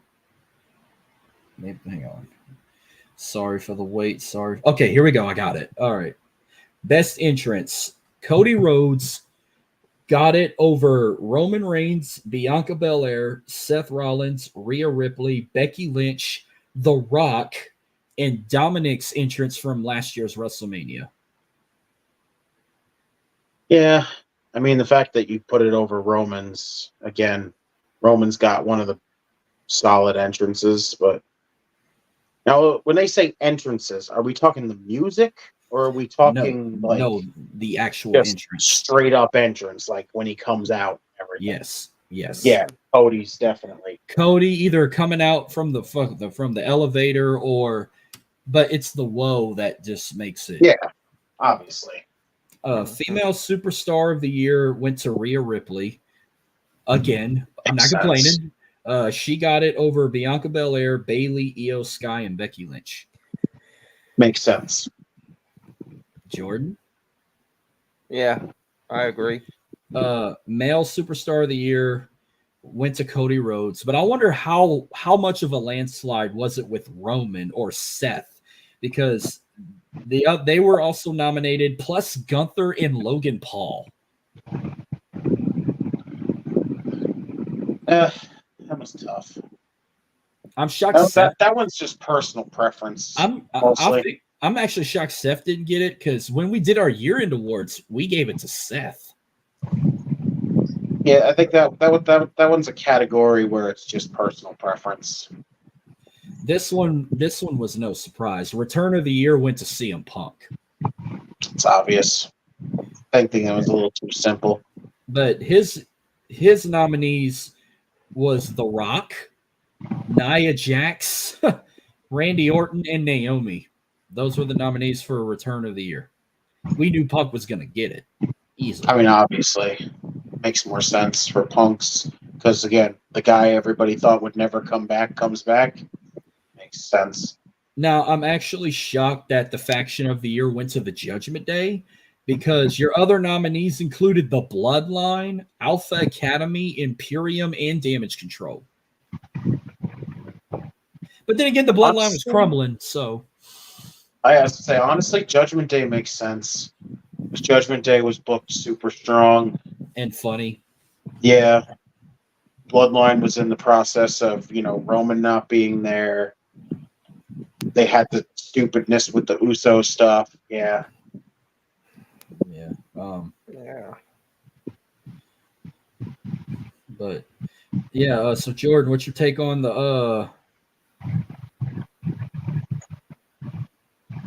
what's your take on that? I agree with the Judgment Day. Yeah. All right. So, match of the year went to Charlotte Flair and Rhea Ripley at WrestleMania. I'm not going to argue with that. That was a very good match. Yes. Mm-hmm. Yeah. But this is what they beat. They beat Asuka, Bianca Belair, and Charlotte Flair at SummerSlam. I didn't think that match was that great, but okay. Yeah, really. No. Gunther versus Chad Gable on Raw for the Intercontinental Championship. Again, it was good, but again, I don't think it's up there. Roman Reigns versus Sami Zayn at Elimination Chamber, which that was a good match, I will say that. And then this one I think had to have been the runner-up. Bad Bunny and Damian Priest in the San Juan Street Fight at Backlash. That was an awesome match, but that might have been the best male match. But I will say, Rhea and Charlotte, that was the right choice.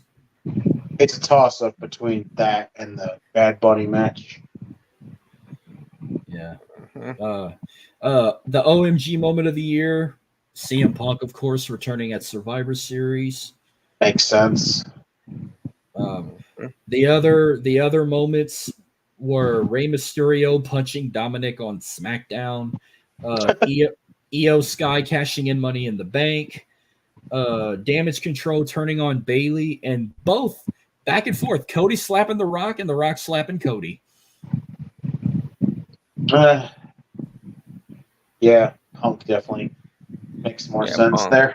By the way, do you like the fact that they do the slam? You think they should keep the Slammy Awards on WrestleMania weekend or do it at the end of the year? Because I think it's better that it's WrestleMania weekend. I don't mind it Mania time. That's pretty fair.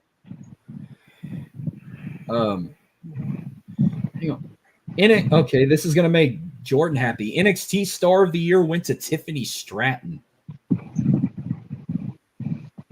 Who'd she beat out?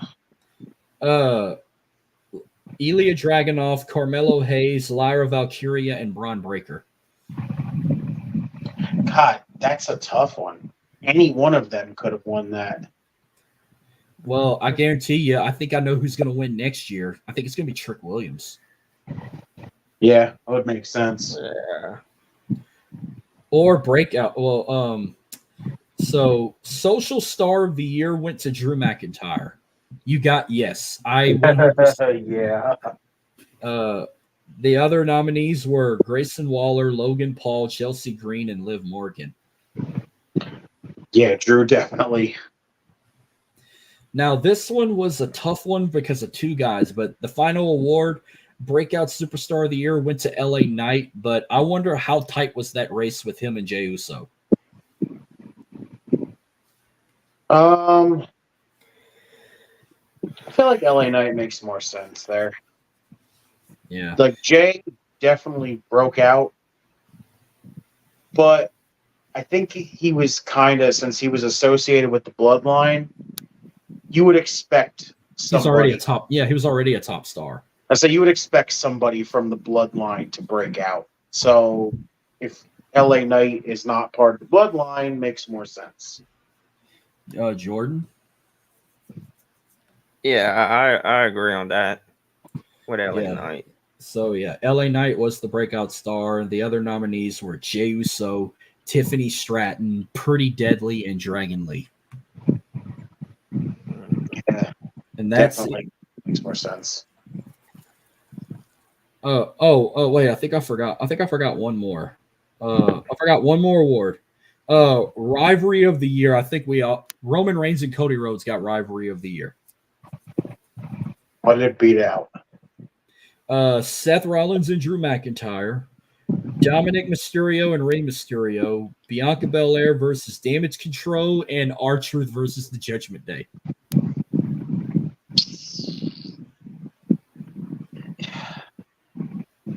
Yeah, I think that one by default has to win there. So yeah. Yeah.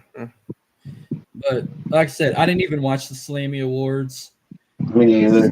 I don't even remember if it was streaming on Peacock or on YouTube or both. I didn't even give a fuck. Like I'm lucky I watched if it wasn't for Paul Heyman getting inducted, like I said, I wouldn't have fucking watched the Hall of Fame. I wanted to hear that. I want to hear that ECW theme. I forgot how fucking awesome that theme song is. Okay, you want to hear? This is easy prediction right here. I didn't finish NXT, but we're getting Trick Williams versus Ilya Dragunov for the NXT Championship. If Trick doesn't win the title, he's leaving NXT. Plus, Ilya Dragunov showed up on Raw and he declared the WWE draft. So I guess now they're acting like college athletes. Oh, you can declare to go to the main roster instead of wanting to stay in NXT. I thought the NXT was eligible for the draft, but I guess now they're letting them call their shot. So Trick's going to win the title. I think Trick wins the title and Ilya Dragunov gets drafted to the main roster. I mean, I just said it before. I think it's obvious. Trick wins it. I think he's the only one that makes sense of him winning it, because him leaving, there's no way in hell you're ending the whole Carmelo Hayes stuff right now. more than likely we're going to add the title to that feud. And then Dragunov gets called up. I think that makes more sense because I don't think you need to just all of a sudden end the Trick Mello stuff until Mello gets up there. Like, that just makes more sense to have Trick win the title and just incorporate that with the Mello feud. I'm sorry. I just can't deal with Dragunov anymore. I just don't like this look of him. I don't like the long fucking Miz hair. I don't like the little facial hair. I like clean shave Ilya Dragunov, slick back hair. I don't like this fucking look he got. I don't know why. I just don't. Like, I mean, I just friggin' dig Dragunov. Dragunov is the fucking man right now. Dragunov looks old as shit. Now, when he was in NXT UK, oh, he looked like a badass. Like, clean shave, slick hair, a little shorter. When he feuded with Gunther or Walter or whatever, that's the Dragunov I loved. I don't care what he looks like. That man could rip my head off in seconds. I'm rooting for Trick for this one. I thought Trick, Yeah, whoop that Trick. All right, well, we are definitely not going to pull what we did last week at 3 hours. We're ending this now. But, so big thank you to everyone tuning in. Of course, follow our social media links in our description below. Of course, right here on the overlay on the left side, our proud sponsor, 80s Tees. Go to 80stees.com. Use our promo code WordElite to get 30% off of the order. On your right side of the screen, you scan that barcode, and we will get some commission because we are affiliates with WWEshop.com. Help us out, and we'll help you guys out. But Justin, as always, I'm so fucking glad you're back. I love it. Yes, I'm happy to be back still. I never quit on you for 2 fucking years. We want Justin. We need Justin back, and we got him back, and now nostalgias are going to be funny and shit talking all over again. And I know you and I might as well bring you on once a month with nostalgias. Count me in, dude. I'm telling you, I am at this point naming myself the Redeemer because at this point I gotta make up for a lot of time that I missed. So I am titling myself the Redeemer right now. So besides us, Circle of Debate and Queen's Takeover, how many shows have you been on since you came back? I went on Heel Turn podcast, which shouts to those guys as well. So I'm bouncing back and forth right now. I'm still available to be booked. Anybody who needs somebody to come fill in, I'm your guy. Get them. It's worth it. Get them. And yeah, so we're going to do sometime this month, we're doing Backlash 2000. And then sometime in May, we're going to do Judgment Day 2005. I'm going to find something for June yet, but I don't know yet. I don't know if I want to do a King of the Ring or something. I don't know. Or WCW Great American Bash or something. I don't know. Let's do a WCW pay-per-view. I'm up for that. Well, I like to go by what happened that month, so we're probably going to do a Great American Bash one. Let's do it. It ain't gonna be my 4th of July episode. That's actually gonna be Great American Bash 05. Dylan and I are doing together. Hell yeah! We planned a year ago. We got to do a SummerSlam together, at least one. Absolutely. I don't know what you had in mind, but I do want to do 06 this year or 99. I'm good with either one of those shows. So, if that's the case, I'll probably just do 06. But let's do it. Because I'm thinking about I might do the Boys of SummerSlam again. So I get you down for one. If I can get a group of people to come on, I could probably get another series going on. But we'll think of something. But well, Jordan, let them know where they can find you on social media, and same with Justin. You can find me on Twitter at Jordan_J2000. And you can find me on X/Twitter, whatever the hell you want to call it. You can start naming it whatever you want to at this point. You can find me on there at JustinTime211. Follow my co-host, my brother, at JeremyInTime721. In Time Wrestling Podcast. Find it, listen to it. It will be coming back. Like I said, it's either going to be me going solo for a little while, or I might be bringing some guests on. Don't know yet, but keep your eyes peeled because the show will be back. So how's that going to work? Like, are you just going to do the weekly thing again, or are you going to rotate with like nostalgia episodes like y'all did a couple times? It'll be anything, dude. We could talk regular stuff. We could talk current stuff. We could do some nostalgia episodes. Anything. I want a nostalgia. If I come on, I want a nostalgia episode, but I'm gonna let I'll tell you, I pick will it. freaking, I will get I'll do like me and my brother used to do, and I will do a random wheel generator and see what the hell misery that wheel will give us. Oh fuck yeah! Put me down for whatever the wheel lands on. The freaking The wheel of spin torture. Spin the wheel, make the deal. Yeah, there you go. Absolutely.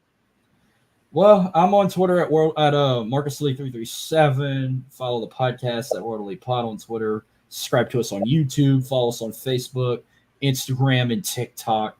For the moment, like, we're also in a new era, you could say. We're kind of in that era where I have been killing it with TikToks and shorts and YouTube videos. We have gained more success with that. I dropped the Damian Priest one yesterday, and we are in the 24 hours. We have over 1,000 views on Twitter. Look at that. Which I've had a couple of YouTube videos and shorts that got to 2,000 views. Like, we've hit just one of my guys right here that's killing it with the short game. Keep it up, guys. And I got two people to thank for that. Oh, two people that also do it to thank. I got to thank Dylan, of course, for giving me the momentum to do it and doing all the editing and the overlays and whatnot. But I got to give it to Tino from Tino's Time and Maddie Daddy from Wrestling Matt Podcast that gave me the encouragement to do those, because they're so successful. We don't have to stress on doing live streams weekly. We might just go bi-weekly with the live streams like the Universal Wrestling Podcast does, because we're at the point now. It's like we can just do them whenever we want. We don't have to do them every week or every day or whatever. We can just do it when we want, because I got the YouTube shorts and the TikTok video shorts and the videos to get us what we need. Because of doing that, last week we had over 40 people that stayed for 3 fucking hours with us. We have 12 right now, which that's better than 1 or 2 in the past. Shouts to y'all the real ones. In less than 24 hours, our WrestleMania prediction show, even though it was super fucking long, we had over 400 views in less than 24 hours. So we're killing it. Like, we don't. I hit you with the Cody too sweet though. Bang. Wait, how did he do it? He kisses that, and then he does the boom, and then bang. Yeah. Well, guys, thank y'all for tuning in. The next live stream, only God will know when we're going to come back on for a live stream. But like I said, tune in on YouTube or TikTok to see what I'm going to post next, or what history lesson Dylan's going to post next. Because Dylan also posts like match highlights from the past, or moments, or clips. All right. Dylan's doing the work too. If it wasn't for me, Sexy Kurt was my idea. When Dylan posted that on TikTok, I laughed one day. I said, dude, you got to post Sexy Kurt. Oh, he did it immediately. And Sexy Kurt is the greatest thing ever. It had over 1,500 views on TikTok. Marty Jannetty. And Jordan, you can't leave him out. Jordan's a big part of all this too. Absolutely.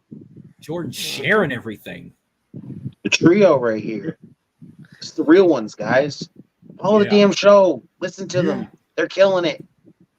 Yeah. All right, guys. I'm going to go take a shower and get ready to watch Dark Side of the Ring. And then I'm calling it a night. But we'll see you guys when next time we decide to do a live stream. But I will also I'm going to have some audio coming soon, like with Justin and I. We're gonna work on that. I'm gonna have at least 2 audios coming this month. But until then, thank y'all for tuning in. I hope you guys enjoyed WrestleMania like I did. And we will see you guys next time. Y'all have a good one. Peace.